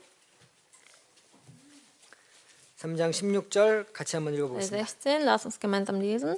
Und bewahrt 선한 ein gutes 양심을 Gewissen, 가지라. damit die, 이는 welche 그리스도 안에 euren 있는 guten 너희의 Wandel in 선행을 Christus 욕하는 자들로 verlästern, 그 zu Schanden 비방하는 werden 일에 in dem, 부끄러움을 worin 당하게 sie 하려 euch als 함이라. Übeltäter verleumden mögen. 여러분 선한 양심을 가지셔야 되고 선한 양심을 따라 사셔야 됩니다. Wir müssen gutes Gewissen bewahren und nach dem guten Gewissen leben. 이 성령이 주시는 마음이에요. Und das ist das Herz, was vom Heiligen Geist geschenkt wurde. 그 마음을 붙잡고 사셔야죠. An diesem Herz müssen wir uns festhalten. 그 마음에 맞는 선택을 하셔야 됩니다. Und nach diesem Gewissen, guten Gewissen, müssen wir Entscheidungen treffen. 21절입니다. Vers 21. 21절도 같이 한번 읽어보시죠. 1. Petrus Kapitel 3, Vers 21. 물은 예수 그리스도의 Welches 부활하심으로 jetzt 말미암아 auch ihr in 이제 eurem 너희를 bildlichen 구원하는 Sinn rettet 편이 in der 곧 Taufe, 세례라. die nicht in 육체의 ein 더러운 것을 Abtun der 제하여 Unreinheit des 버리며 Fleisches 오직 ist, sondern 선한 das 양심이 Zeugnis eines guten 하나님을 Gewissens vor 향하여 찾아가는 Gott 것이라. durch die Auferstehung Jesu Christi. 이제 구원받고 세례도 받고 이제 신앙생활 안에 살아가는 사람들은 선한 양심이 하나님을 찾아가는 일이 있어야 됩니다. Also wir sind getauft worden, wir sind errettet worden und dann brauchen wir natürlich auch diesen Prozess, wo unser gutes Gewissen zu Gott geht. 육신의 더러운 것은 아직 남아 있다 하더라도 육신을 핑계 대면서 살면 안 됩니다. Klar, wir haben noch Unreinheiten in unserem Fleisch, aber das dürfen wir niemals zur Ausrede verwenden. 나는 원래 그래. 난 이 정도만 하면 됐지. 성경에도 없는 삶의 기준을 적용하면 안 됩니다. Ach, ich bin eben so, ja, für mich reicht das schon. Sie dürfen sich keine Kriterien machen, was nicht in der Bibel geschrieben steht. 우리는 선한 양심으로 하나님을 향하여 그러니까 점점 하나님처럼 되는 길을 택해야 합니다. Also mit dem guten Gewissen müssen wir zu Gott gehen, uns zu Gott nähren. 그럼 우리가 하나님이 원하시는 삶, 하나님이 정하신 길을 걸어가야 한다는 거예요. Das bedeutet, wir sollten den Weg gehen, was von Gott für uns bestimmt ist. 그럼 우리가 왜 날마다 말씀 읽고 말씀도 듣고 말씀 지키려고 애쓰며 살고 있을까요? Wieso hören wir jeden Tag und wieso lesen wir jeden Tag in der Bibel? Wieso geben wir uns so viel Mühe, damit wir das Wort in die Tat umsetzen? 디모데전서 1장입니다. 1. Timotheus Kapitel 1. 디모데전서 1장 5절입니다. 1. Timotheus Kapitel 1 Vers 5. 1장 5절 한번 읽어 주십시오. Kapitel 1 Vers 5. Das Endziel des Gebotes aber ist Liebe aus reinem Herzen und gutem Gewissen und ungeheucheltem Glauben. 자, 우리가 신앙생활의 목적을 분명히 하셔야 됩니다. Das ist Leben, das Ziel unseres Glaubenslebens, das sollte klar sein. 말씀 읽고 듣고 왜 하냐는 거예요. 왜? Wieso hören wir das Wort? Wieso lesen wir das Wort? 겉으로 보기에 눈가림만 하는 그런 잘못된 신앙을 가진 종교인들처럼 사시면 안 됩니다. Wir dürfen nicht nur nach außen hin zeigen, was für einen Glauben wir haben. Das ist dann das Leben von religiösen Leuten. 이 신앙생활의 목적은 깨끗한 마음 그리고 선한 양심을 따라 사는 삶입니다. Das Ziel unseres Glaubenslebens ist, dass wir reines Herzen haben, dass wir das gute Gewissen haben. 그렇게 하나님의 사랑이 전해지는 거예요. Und erst dann wird die Liebe Gottes weitergegeben. 물론 우리가 살다 보면 때로는 그런 생각이 들 때가 있습니다. Klar, also manchmal haben wir solchen Gedanken. 다 알겠는데 그런데 왜 나만 이런 일을 겪어야 되는 건가? Ich verstehe alles, was die Bibel sagt, aber wieso ich allein muss sowas durchmachen? 왜 내 주변엔 이런 사람들만 있어야 되는 건가? Wieso gibt es nur solche Leute in meiner Umgebung? 왜 나만 몸이 이렇게 약할까? Wieso habe ich körperliche Schwierigkeiten? 그럼 그런 생각이 들 때마다 더 생각하셔야 됩니다. Und wenn Sie solche Gedanken manchmal haben sollen, dann sollten Sie daran denken, 그럼 세상이 전부 나를 버려도 심지어 부모가 나를 버려도 하나님은 버리지 않는다고 하셨잖아요. auch wenn die ganze Welt, sogar meine Eltern mich verlassen würde, Gott würde niemals mich verlassen. 여호와께서 요셉과 함께 하심에 우리가 항상 마음에 새겨야 되는 말씀입니다. Und ja, dieser Bibelvers, der Herr war immer mit Josef, das ist dieser Bibelvers, was wir tief in unserem Herzen schreiben sollen. 사실 살다 보면 기대대로 내 뜻대로 되지 않는 일은 얼마든지 있습니다. Und wenn wir unser Leben leben, dann erleben wir so viele Sachen, die ja anders als unsere Erwartung laufen. 또 내가 원하는 길만 가면 좋겠는데 내가 원하지 않는 길을 가야 할 때도 참 많이 있습니다. Und anders als mein Willen. Und manchmal möchte ich nur die Wege gehen, die für mich schön zu sein erscheinen. Aber manchmal muss ich natürlich ungern bestimmte Wege gehen. 그럼에도 불구하고 그래 하나님이 여전히 나와 함께 하시지 하나님 한 분이면 나는 충분하다라고 생각하고 걸어가는 것이 믿음입니다. Und dennoch zu denken, ja, trotzdem ist Gott auf diesem Weg mit mir und Gott allein reicht mir schon. Also das ist unser Glaube. 여러분 사실 하나님 한 분 말고 뭐가 더 필요하십니까? Brauchen Sie jemand anderes als Gott? 생각나는 거 있으세요? 뭐 필요하십니까? Was brauchen Sie denn außer Gott? 야곱과 요셉은 정말로 그런 믿음이 있었어요. Jakob und Josef, sie hatten wirklich diesen Glaube. 하나님이 나와 함께 하시지라는 믿음이 있었던 거예요. So, Gott ist mit mir. Also diesen Glaube hatten sie. 아마 이 두 사람도 당시에는 어려운 일들을 겪으면서 마음에 괴로운 생각들이 올라오긴 했을 Und 것입니다. Jakob und Josef, jedes Mal, als sie Schwierigkeiten hatten, vielleicht hatten sie diesen Gedanken, ja, alles aufzugeben. 정말 포기하고 싶은 마음도 올라오고 때로는 그만두고 싶은 생각들도 올라왔을 거예요. Soll ich aufgeben und einmal einfach nachgeben? 어떨 때는 이번에 딱 한 번만 타협하고 싶은 마음도 있었을 거예요. Und vielleicht manchmal hatten sie den Wunsch, Kompromisse einzugehen. 그런데 고난이 길어지고 깊어질수록 이 두 사람의 믿음은 더욱 빛났습니다. Aber je tiefer das Leid wurde und je länger das Leid wurde, desto glänzender war ihr Glaube. 사실 우리의 믿음은 여러분 고난 가운데서 빛나는 것입니다. Unser Glaube ist ja glänzend nur, also mitten in der Schwierigkeit. 우리 잠언 27장 25절에 보면 이런 말씀이 있습니다. In der Sprüche Kapitel 27, Vers 25 steht, 하나님, das Heu wird weggeführt, dann erscheint junges Grün und man sammelt die Kräuter auf den Bergen. 여러분 풀이 베어져야지 이제 거기서 또 새로운 움이 돋습니다. Nur wenn junges Grün, ja, sage ich mal, geschnitten wird, dann kann man Kräuter sammeln. 여러분 풀을 베려면 힘도 들고 이 풀이 베어질 때 아픔도 있을 수 있습니다. Entschuldigung, das Heu wird erstmal weggeführt werden, geschnitten werden. Vielleicht, das tut weh für das Heu.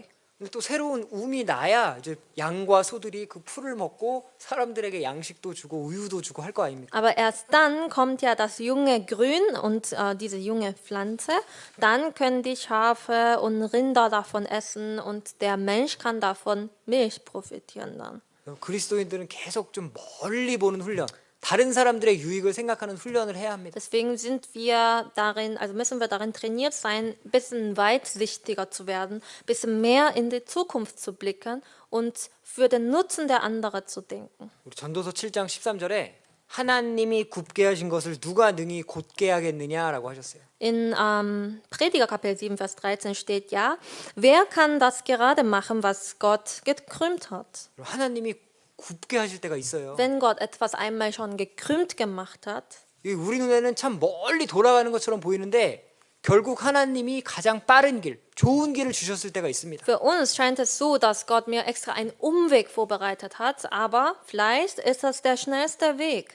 산에서 물이 흘러갈 때도 그런 일이 있다고 합니다. Und wenn zum Beispiel Wasser fließt vom Berg, dann, 물이 흘러가다 보면 당연히 man so? 언덕도 만나고 산도 만나겠죠. ja, das Wasser stößt irgendwann mal auf einen Berg und auf einen Hügel. 그럼 이 물이 산하고 싸우는 게 아니라 이 산을 돌아서 돌아갑니다. Aber das Wasser kämpft nicht dagegen an, sondern es fließt einfach außen herum. 그렇게 가다 보면 옆으로 이제 새로운 물길이 생기기도 하고 시간이 지나면 언덕이 허물어지기도 합니다. Und dadurch bahnt sich ein neuen Weg und manchmal bricht der Hügel zusammen. 또 이 물이 흘러가다 보면 이렇게 웅덩이를 만날 때도 있어요. Und wenn das Wasser eine tiefe Grube trifft, 그럼 이 웅덩이가 다 채워질 때까지 물은 흘러가지 않습니다. fließt es nicht weiter, bis sie gefüllt ist. 근데 웅덩이가 다 채워지면 이제 물이 다시 흘러가는 거예요. Aber wenn die Grube einmal voll ist, dann kann es weiter fließen.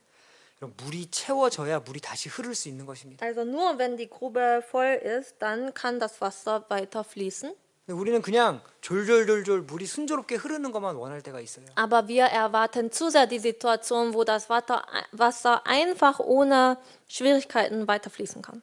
삶 가운데 우리 실제로 언덕 같은 어려움 많이 만나지 않습니까? Aber manchmal in unserem Leben treffen wir ja auf einen hohen Hügel, also auf Schwierigkeiten. 우리는 그 길을 다 알지 못하지만 하나님은 사람의 길을 정하시고 그 길을 걸어가기를 원하십니다. Also wir kennen unseren Weg natürlich nicht, aber Gott hat unser Wege schon bestimmt. Er möchte, dass wir diesen Weg gehen. 더구나 그 길을 우리와 함께 하신다고 하셨어요. Und vor allem hat er gesagt, er ist immer mit uns, wenn wir diesen Weg gehen. 여러분 이 사실을 정말로 믿는 사람은 그냥 하나님이 주신 상황에 묵묵하게 자기 할 일을 하기만 하면 됩니다. Und wenn wir tatsächlich an die Tatsache glauben, dann bleiben wir einfach so still und wir machen unsere Aufgaben, was wir machen sollen. 잠잠히 있어야 할 곳에 있으면 되는 것입니다. Und wir bleiben einfach still und wir bleiben da, wo wir sein sollen. 교회만 나오면 된다는 말씀이 아닙니다. Ich sage damit nicht, dass ihr einfach nur in die Gemeinde kommen sollt. 내가 있어야 할 곳에 있으면서 하나님이 버리라고 하시는 것은 버리고 취해야 할 것은 취하면서 사는 것이 신앙생활입니다. Ich sage nicht, dass sie in die Gemeinde kommen sollen, sondern sie sollen da sein, wo sie sein sollen, also in der Gemeinde und das wegschmeißen, was Gott ihnen zu wegschmeißen befohlen hat. 내 생각에는 A가 맞는 것 같아도 하나님이 B가 정답이다라고 하시면 B를 따라가는 것이 신앙입니다. Und wir sollten das ergreifen, was wir ergreifen sollen. Und nach meiner Meinung nach vielleicht sieht die Option A gut aus, aber wenn Gott sagt, Option B ist die richtige, dann müssen wir uns dafür entscheiden. 내 생각에는 돌아가는 것 같은데 여러분 하나님이 가장 좋은 길을 주실 때가 있어요. Manchmal erscheint unser Weg wie ein Umweg, aber es ist vielleicht der beste Weg, den von Gott für mich vorbereitet wurde. 우리가 그 길을 통해서 더 큰 것들을 얻고 더 많은 것들을 보기 원하실 때가 있습니다. Manchmal möchte Gott, dass wir dadurch etwas Größeres erreichen und dass wir noch mehr mitten auf dem Weg sehen. 우리 어제 런던에도 많이 가셨으면 좋았을 텐데. Und es wäre schön gewesen, wenn Sie alle zahlreich erscheinen wären in London. 그동안 왜 그렇게 오랜 시간 동안 하나님께서 런던의 교회당을 허락하지 못하셨을까요? Und wieso konnte Gott also für so lange Zeit Londoner Gemeinde kein Gemeindehaus schenken? 런던 물가가 너무 비싸서? Weil Immobilienpreis in London zu teuer ist? 하나님이 능력이 부족해서? Weil Gott zu wenig Macht hat? 여러분 런던 교회 역사를 보여주시는 것들을 나중에 영상으로 한번 보신 분들도 계시지만 보세요. Und Sie haben wahrscheinlich also YouTube-Video geschaut, wo Londoner Gemeinde ihre Geschichte gezeigt haben. 얼마나 그러한 과정들을 통해서 런던 교회 형제자매님들이 더욱더 하나님의 은혜와 능력을 깨달을 수 있었습니까? Und weil sie all diese Prozesse durchgemacht haben, deswegen vielleicht ist die Gnade für Londoner Geschwister umso größer. 그만큼 서로 더 단단해질 수 있는 과정을 하나님이 주신 거잖아요. Gott hat ihnen auch diesen Prozess geschenkt, wo sie mehr aufeinander vertrauen können. 그럼 이스라엘은 광야에서 40년을 있었습니다. Israeliten verbrachte 40 Jahre in der Wüste. 신명기 1장에 보면 여러분 시내산에서 가데스 바네아까지가 10하룻길이다라고 되어 있어요. In 5. Buch Mose Kapitel 1 steht, also vom Berg Sinai bis zu Kadesh Barnea, es sind 11 Tagesreise. 왜 그렇게 하나님이 시간 낭비를 하셨을까요? 11 Tagesreise, aber wieso hat Gott Israeliten so viel Zeit verschwenden lassen? 하나님은 우리를 인도하시는 분입니다. Also Gott, er führt uns. 하나님께서 자신을 위하여 인도하시는 것이 아니라 더구나 우리를 위하여 인도하신다고도 말씀하셨어요. Er führt uns aber nicht seines Namens willen, sondern unseren Namens willen. 신명기 8장 15절 제가 화면에 한번 띄워드리겠습니다. 5. Buch Mose Kapitel 8 Vers 15 werde ich im Bildschirm zeigen. 전희님. 신명기 8장 15. 15절. Ihn, der dich durch diese große und schreckliche Wüste geleitet hat, wo feurige Schlangen waren und Skorpionen und dürres Land ohne Wasser, der dir Wasser aus dem harten Felsen entspringen ließ. 자, 우리를 인도하시는데 우리를 위해서 이스라엘을 인도하셨는데 이스라엘을 위해서 인도하셨다고 하셨어요. Er hat Israeliten geführt und das war für sie. 하나님이 나를 위하신다. 이 당연한 사실이 분명하게 믿어져야 신앙생활을 힘있게 할 수 있습니다. Also Gott ist immer für mich. Also an diese einfache Tatsache müssen wir sicher glauben können, sodass wir stabile Grundlage haben. 육신의 필요가 채워지지 않아도 묵묵하게 신앙생활을 할 수 있습니다. Auch wenn unsere fleischlichen Wünsche zum Beispiel nicht erfüllt sind, können wir trotzdem unser Glaubensleben führen. 아니 오히려 육신의 손해를 봐도 더 힘있게 할 수도 있습니다. Vielleicht darüber hinaus. Manchmal müssen wir fleischlich Nachteile erleiden, aber wir führen trotzdem unser Glaubensleben. 여기도 물이 없는 간조한 땅을 하나님은 이스라엘을 지나가게 하십니다. Hier steht ja, wasserloses, dürres Land mussten die Israeliten durchgehen. 우리가 신앙생활하는 이유는 마실 물이 있고 먹을 것이 있기 때문이 아닙니다. Wir führen unser Glaubensleben nicht, weil wir Wasser zu trinken haben, weil wir etwas zu essen haben. 오히려 주님의 뜻을 위해서 마실 물이 없어도 나아가야 할 때가 있어요. Vielmehr ist es so, dass wir für den Willen Gottes hingehen müssen, obwohl wir kein Wasser zu trinken haben. 내가 사망의 음침한 골짜기를 갈지라도 해를 두려워 아니할 것은 주께서 나와 함께 하심이라. 다윗의 고백과 동일하잖아요. David hat ja Folgendes gesagt: Ich fürchte mich nicht, auch wenn ich durch das Tal der Todesschatten wandere, fürchte ich kein Unglück, denn du bist bei mir. 여러분 광야는 지나가는 곳이에요. Also Wüste ist einfach ein vorübergehender Ort. 여기 지나게 하셨으며라고 하시잖아요. Und hier steht ja auch, also er ließ sie da hindurch. 다윗도 사망의 음침한 골짜기는 지나간 것입니다. Und David, er musste das Tal der Todesschatten durchwandern. 여러분 지금 어려운 일들 많으십니까? Haben Sie Schwierigkeiten in Ihrem Leben? 다 지나가요. Das wird alles vorbeigehen. 우리 많이 들어보셨죠? 이것도 지나가리라. Sie haben wahrscheinlich viel diesen Ausdruck gehört, auch all das geht vorbei. 막 그런 말 들으면 세상 사람들도 막 멋지다 좋아하는데 자기 얘기랑은 상관이 없어요. Und weltliche Leute zum Beispiel freuen sich an diesem Ausdruck, dass wir sagen, ja, alles wird vorbeigehen, alles geht vorbei, aber diesem Ausdruck haben mit ihnen selbst nichts zu tun. 8장 16절 말씀 화면 보고 같이 한번 읽어보겠습니다. Ja, 5. Mose Kapitel 8, Vers 16, lasst uns gemeinsam lesen. 너를 der dich in der 내 열조도 Wüste 알지 못하던 mit Manna 만나를 speiste, 광야에서 von 내게 dem deine Väter 먹이셨나니 nicht wussten, 이는 um 다 dich zu 너를 demütigen 낮추시며 und zu 너를 prüfen, 시험하사 damit er dir 마침내 am 내게 Ende Gutes 복을 주려 tue. 하심이었느니라. 네. 그죠? 광야를 지나게 하시고 우리를 낮추시고 시험도 주시는 이유가 결국 우리에게 복을 주시기 위함입니다. Und ja, Gott ließ die Israeliten durch die Wüste wandern und er hat sie gedemütigt, geprüft, damit er sie segnen kann. 하나님이 때로 우리를 낮추시는 이유도 낮추시려는 게 목적이 아니고 더 겸손한 자에게 복을 주길 원하시기 때문이에요. Manchmal macht Gott uns demütig, nicht weil er uns einfach demütigen möchte, sondern damit er Gnade geben möchte, wenn wir schon demütig sind. 여러분 예수님을 바로 옆에서 모셨던 제자들도 참 많은 어려움들을 겪었습니다. Es sind ja auch viele Jünger von Jesu Christi, die Jesus so nahe standen und sie haben auch kein bequemes Leben geführt. 참 이해 안 가는 상황들도 겪었어요. Sie haben auch viele unverständliche Situationen erfahren. 우리 마가복음 4장 한번 넘어가 보겠습니다. Wenn wir zu Markus Kapitel 4 gehen, 마가복음 4장 35절. Markus Kapitel 4, Vers 35.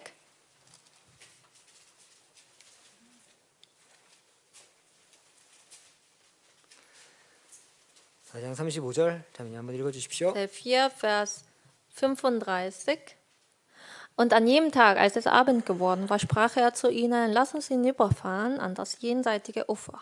자, 예수님이 먼저 가자 하셨고 예수님 말씀대로 제자들은 잘 따라왔습니다. Jesus hat zuerst gesagt, lass uns hinüberfahren und dann sind die Jünger gefolgt. 46절에 어떤 일이 있었을까요? Im 46절부터 36절부터 38절까지. Im Vers 36 bis 38 werde ich lesen. Und nachdem sie die Volksmenge entlassen hatten, nahmen sie ihn mit, wie er da in dem Schiff war. Es waren aber keine andere kleine Schiffe bei ihm.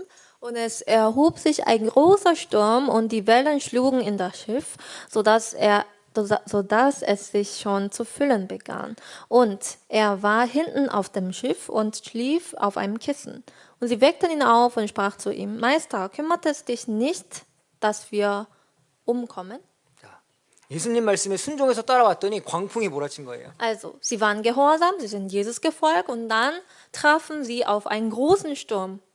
제자들이 죽겠다고 막 호소합니다. Und die Jünger haben gesagt, wir werden umkommen. 그러면서 지금 우리 지금 죽게 생겼는데 예수님 주무시고 계십니까? 원망하듯 이야기합니다. Und so haben sie sich gemurrt, oder in diesem murrenden Ton haben sie gesagt, Meister, kümmert es dich nicht, dass wir umkommen? 근데 여러분 사실 문제는 광풍이 아니었고 믿음이다라고 예수님 말씀하십니다. Aber eigentlich das wahre Problem war nicht der große Sturm, sondern der Glaube von seinen Jüngern.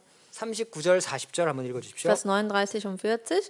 Und er stand auf, befahl dem Wind und sprach zum See, schweig, werde still. Da legte sich der Wind und es entstand eine große Stille. Und er sprach zu ihnen, was seid ihr so furchtsam? Wie, habt ihr keinen Glauben?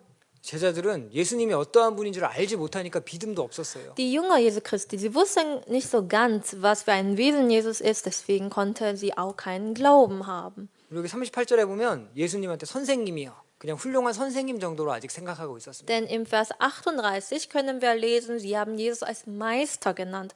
Meister bedeutet, vielleicht dachten sie, Jesus wäre ein großartiger Lehrer.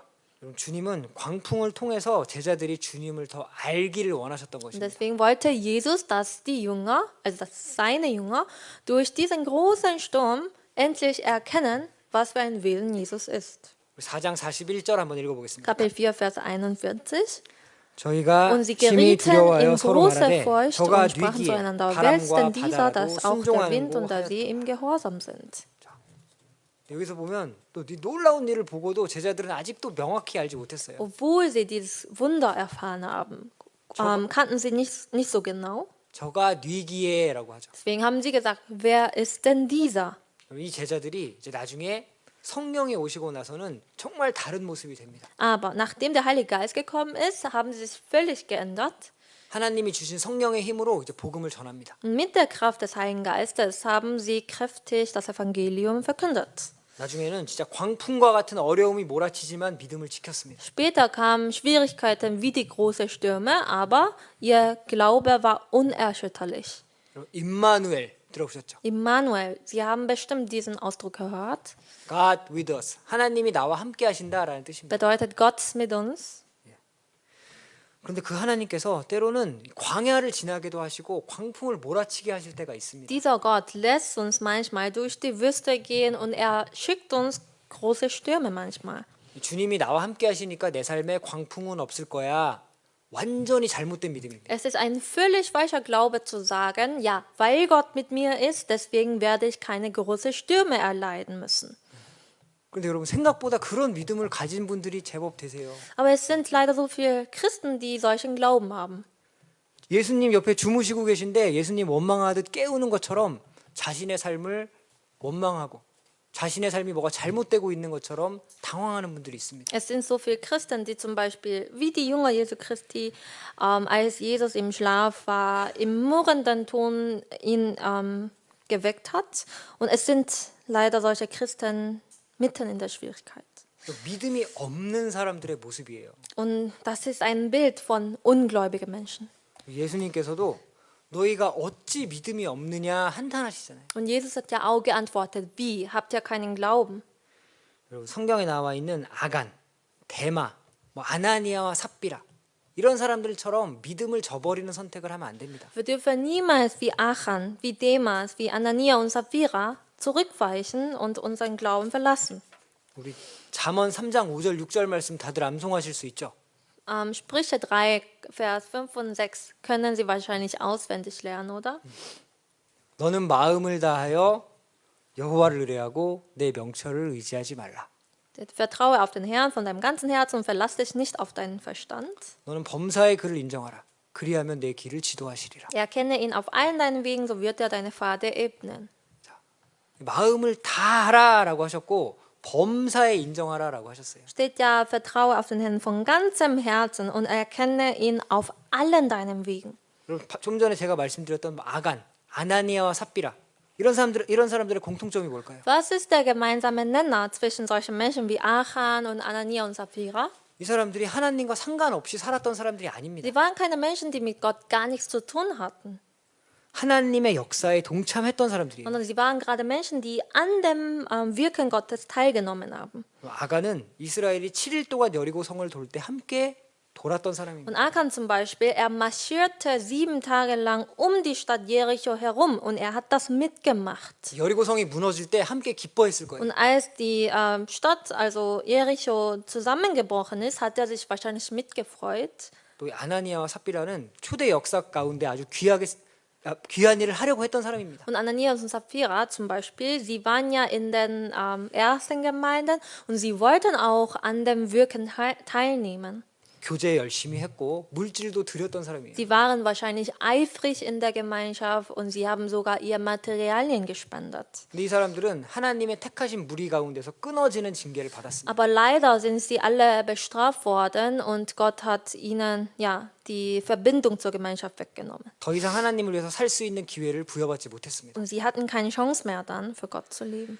마음을 다하지 못하고 범사의 주님을 인정하지 못한 것이 문제였습니다. Und ihr Problem war, dass sie nicht von ganzem Herzen auf Gott vertraut haben und dass sie Gott nicht auf allen ihren Wegen erkannt haben. 자기를 위해서 뭔가 남겨둔 것이 Sie 문제였어요. haben leider etwas zurück, also übrig gelassen für sie. 사실 더 정확히 말하면 자기를 위해서 남겨두고도 남겨두지 않은 것처럼 교회와 하나님을 속인 것이 문제였습니다. Vielleicht das Problem war, obwohl sie einen Teil davon übrig gelassen haben für sie, sie hätten so getan, als hätten sie nichts übrig gelassen und als würden sie nur für die Gemeinde leben. Und das war das Problem, dass sie den Heiligen Geist betrogen haben. 각 사람의 길을 정하시고 인도하시는 하나님 앞에서 자기 길을 만들어 보려고 노력한 것이 문제였습니다. Und Gott, also er bestimmt ja jeden Weg von jedem Menschen, aber Anania und Sapphira und Achan, sie haben versucht, ihren eigenen Weg zu bestimmen.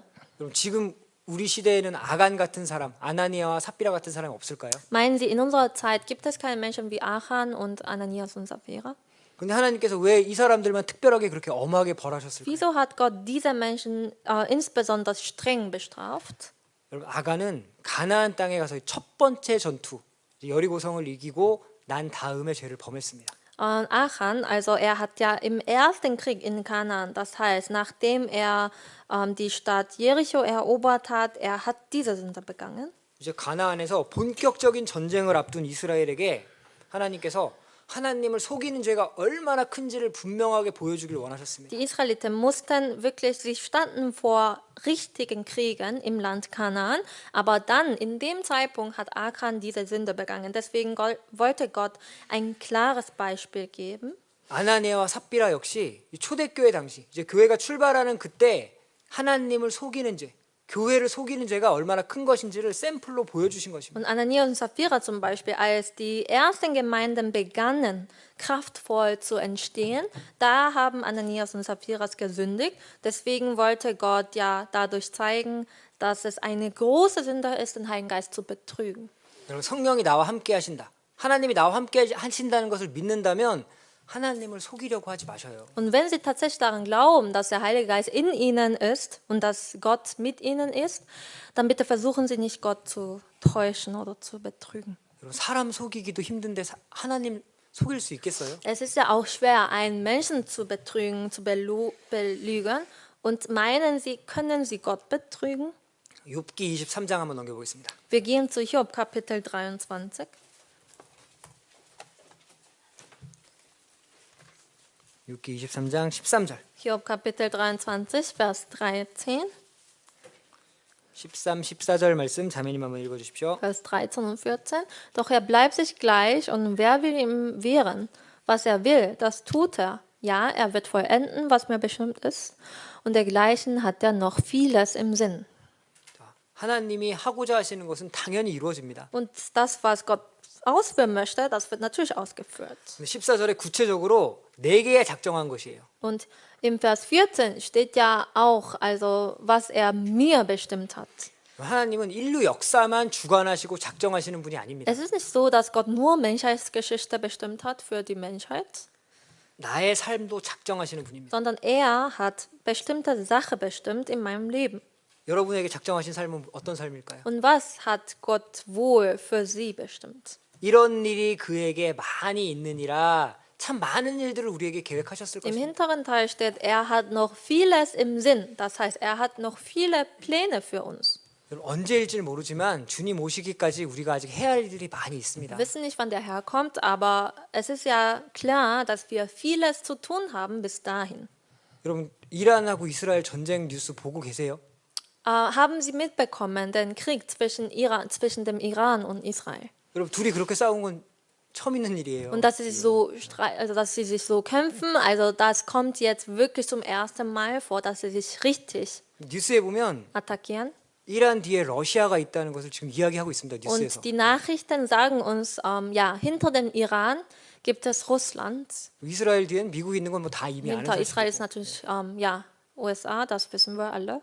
3차 세계대전 정말 일어날까? 뉴스들 많이 보이잖아요. Und 요즘. deswegen gibt es so viele Nachrichten, die sagen, wird wirklich dritter Weltkrieg ausbrechen. 역사가 하나님 작정대로 이루어진다면 우리 각자에게 작정하신 일도 반드시 그대로 이루어질 것입니다. Wenn die Menschheitsgeschichte so geht, wie es in der Bibel geschrieben ist, dann wird unser Lebenswerk auch so gehen, wie Gott für uns bestimmt hat.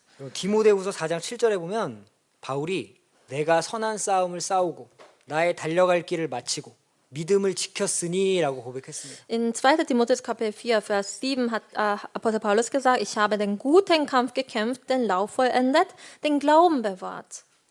바울은 하나님이 주신 길을 정말 기억하면서 살았던 거예요. Apostel Paulus, er hat sich immer an den Weg Gottes gedacht, was ihm gegeben wurde. 그 길 위에서 싸우고 달리고 믿음을 지키고 그렇게 살았죠. Mitten auf dem Weg hat er gekämpft, er hat seinen Lauf vollendet und er hat den Glauben bewahrt. 여러분 앞에 있는 즐거움을 위해서 모든 것을 견뎌내신 예수님의 모습과 같은 모습입니다. Und es ist wie Jesus, der ja auf das Ende der Sache gehofft hat und deswegen alles erdulden konnte. 여러분 죄송하지만 그리스도인의 삶에는 어려움이 반드시 있어야 합니다. Es tut mir leid zu sagen, aber in unserem Leben müsste es Schwierigkeiten geben. 이 편한 길 가고 싶다고 자꾸 편한 길만 찾으려고 하시면 안 됩니다. Ja, streben Sie sich nicht danach, nach bequemen Lösungen zu finden.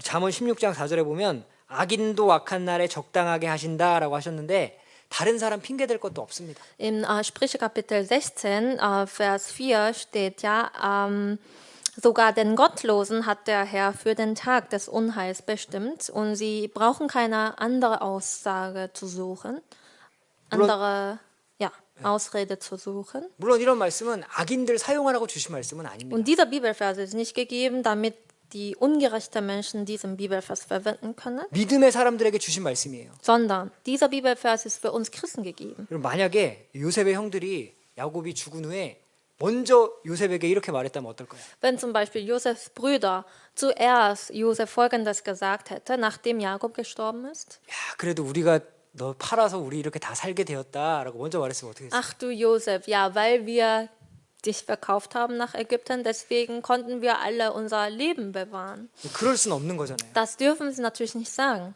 그리스도인들은 항상 하나님이 주신 말씀 안에서 묵묵히 자기 길을 가는 것이 중요합니다. Deswegen für uns, wir Christen, wir sollen still unseren Weg gehen und das Wort empfangen, was Gott uns geben möchte. 여러분 정말로 하나님이 정하신 길이 있어요. Es gibt sicherlich bestimmte Wege von Gott. 그 길을 묵묵하게 하나님이 기뻐하시는 방법으로 걸어가는 것이 신앙생활입니다. Diesen Weg still zu gehen, ja, das ist unser Glaubensleben und daran hat Gott wohlgefallen. 벌써 6월 15일이에요. Es ist schon der 15. Juni. 이제 학예 수양에 벌써 광고도 나갔죠. 2달도 안 남았습니다. Sommerseminar steht ja auch vor der Tür, also wir haben nicht mal 2 Monate. 여러분 기도하셔야 되고 이제 휴가도 당연히 계획하셔야 되고 이제 전도 더 열심히 하셔야 됩니다. Sollen frühzeitig dafür beten und evangelisieren, ihr Urlaubstage in Anspruch nehmen. 하나님이 허락하신 또 한 번의 기회죠. Es ist eine neue Chance, die Gott uns schenkt. 여러분 학예 수양에 준비하는 과정에 또 앞으로 우리 올해 하반기에도 우리가 생각지 못한 어려움들도 생길 수 있습니다. Und möglicherweise kommen im zweiten Halbjahr noch viel Schwierigkeiten. 우리가 잘하면 어려움 안 주신다. 잘못된 믿음이에요. Also ich habe ja gesagt, es ist falscher Glaube zu sagen, wenn ich gut lebe für den Herrn, dann werde ich keine Schwierigkeiten haben. 우리는 묵묵히 주어진 길을 걸어가면 됩니다. Nein, also wir sollen einfach den geplanten Weg der Gemeinde still gehen. 우리 순종과 충성, 교회가 정한 길에 같이 따라와 주시면 됩니다. Gehorsam und Treue, das ist wichtig. Bitte folgen Sie den geplanten Weg der Gemeinde. 우리 나니아 연대기 작가 C.S. 루이스에게 어떤 학생이 그런 질문을 했대요. Und C.S. Lewis, und er ist der Autor von den Chroniken von Narnia, und er hat ja Folgendes gesagt. 왜 하나님께서 그리스도인에게 어려움을 그렇게 허락하십니까? Sein Student hat Folgendes gefragt: Warum gibt Gott den Christen Leid? C.S. 루이스가 이렇게 대답했습니다. C.S. Lewis, er hat Folgendes geantwortet: 고난이 없어도 죄를 짓는데 고난이 없으면 얼마나 많은 죄를 짓겠냐라고 물어봤답니다. Er hat gesagt, auch ohne Leid sündigen wir sowieso schon viel, aber wie viel mehr würden wir sündigen, wenn es kein Leid für uns gäbe? 하나님은 우리에게 적당히 감당할 만큼의 고난을 허락하십니다. Gott gibt uns so viel Leid und so viel Prüfung, die wir benötigen. 우리가 더 깨끗한 그릇, 합당한 그릇이 되게 하시려고 계속 나를 통해 일하고 계십니다. Damit wir gereinigt werden, damit wir noch gebrauchbares Gefäß werden, deswegen arbeitet er an uns. 그럼 지금도 지구는 돌고 있습니다. Und die Erde dreht sich ja immer noch. 이 엄청난 크기의 지구가 엄청난 속도로 자전하면서 엄청난 속도로 공전하고 있어요. Und diese unglaublich große Erde rotiert um die Sonne mit unglaublicher Geschwindigkeit, und sie dreht sich auch um ihre eigene Achse. 안 느껴지시죠? Aber Sie spüren das nicht, oder? 우리가 느끼든 느끼지 못하든 분명한 사실이잖아요. Und ob wir es spüren oder nicht spüren, also es ist ja Tatsache. 하나님은 쉬지 않고 일하시는 분입니다. Gott arbeitet ohne Pause. 하나님이 지금도 우리 교회와 함께 하시고 교회를 통해 일하고 계신 것도 사실입니다. Inmitten dieser Gemeinde arbeitet er noch, und er möchte durch unsere Gemeinde arbeiten. 우리도 이 안에서 하나님의 뜻을 발견해야 되고 하나님의 위로와 능력을 체험하며 사셔야 됩니다. Deswegen mitten darin sollen wir Gottes Trost erfahren, seine Kraft erfahren. 자, 우리 마지막으로 시편 143편 한번 Lass 넘겨보겠습니다. uns letzten Bibelvers aufschlagen, Psalm 143. 143편 8절. Psalm 143, Vers 8. 같이 한번 읽어보겠습니다. Lass uns gemeinsam lesen. 아침에 Lass mich 나로 früh deine 주의 인자한 Gnade 말씀을 hören, 듣게 denn auf 하소서. dich 내가 vertraue ich. 주를 Lass mich den Weg 의뢰함이니이다. erkennen, auf dem ich 나의 gehen 다닐 soll, 길을 denn zu 알게 dir 하소서. erhebe ich meine 내가 내 Seele. 영혼을 주께 받들미니이다. 자, 여러분 이것도 다윗의 시편이에요. Und das ist auch ein Psalm von David. 여러분 우리도 매일 아침에 정말 이렇게 기도하면서 하루를 시작할 수 있다면 참 복된 삶이 될 것입니다. Und wenn wir jeden Morgen so ein Gebet geben können, das wäre so ein Segen für uns. 다윗은 아침마다 나의 다닐 길을 알게 해주세요. 하나님이 정하신 길이 있다는 것을 믿었고 그 길을 구했습니다. Und David hat jeden Morgen gebetet, zeig mir den Weg, den ich gehen soll. Also er hat fest daran geglaubt, dass Gott für ihn einen bestimmten Weg vorbereitet hat. 자, 우리도 그 길을 기억하고 그 길을 가면서 나의 영혼을 주님께 드릴 뿐만 아니라 나의 삶을 주님께 드리며 살았으면 좋겠습니다. Und lass uns auch daran gedenken, lass uns auch den geplanten Weg gehen und für unsere Seele und lass uns auch unser ganzes Leben dem Herrn widmen. 자, 기도하겠습니다. Ich werde beten. 사랑과 은혜가 풍성하신 하나님 아버지 감사드립니다. Gott, der du voller Liebe und Gnade bist, wir danken dir. 저희들 주님의 은혜로 구원해 주시고 또 주님의 은혜 가운데서 살 수 있게 해 주심에 감사드립니다. Danke, dass wir in deiner Gnade leben können und das spüren können. 지금도 각 사람의 길을 정하시고 또 그 걸음을 기뻐하시는 하나님을 저희들 믿고 있습니다. Du hast die Schritte des Menschen bestimmt und du freust dich darüber. 우리 프랑크푸르트 교회 형제자매님들 하나님이 정하신 길을 묵묵히 갈 수 있는 믿음 허락해 주시옵소서. Die Geschwister in Frankfurter Gemeinde, bitte erlaub ihnen den Glauben, wo sie an dein Wort festglauben, dass du bestimmte Wege für sie vorbereitet hast. 우리 교회를 통해 계획하시는 모든 일들 주님의 뜻대로 이루어지기를 간절히 Und 기도드립니다. alles, was du mitten in der Gemeinde geplant hast, möchte ich, dass sie ohne Problem durchgeführt wird. 우리 이번 주에 있을 생활 집회 다시 한번 부탁드리오니 많은 분들 참석해서 귀한 시간 될 수 있도록 역사해 주시옵소서. Wir beten insbesondere für das Alltagsseminar, was nächste Woche kommen soll. Lass bitte viele daran teilnehmen und deine Gnade bekommen. 오늘도 모든 일정 주님께 부탁드립니다. Wir legen all die weitere Stunde in deine Hände. 예수님의 이름으로 Wir 기도드렸습니다. haben im Namen Jesus Christus gebetet. 아멘. 아멘. 예, 우리 Gesangbuch 112 한국 찬송가 444장입니다.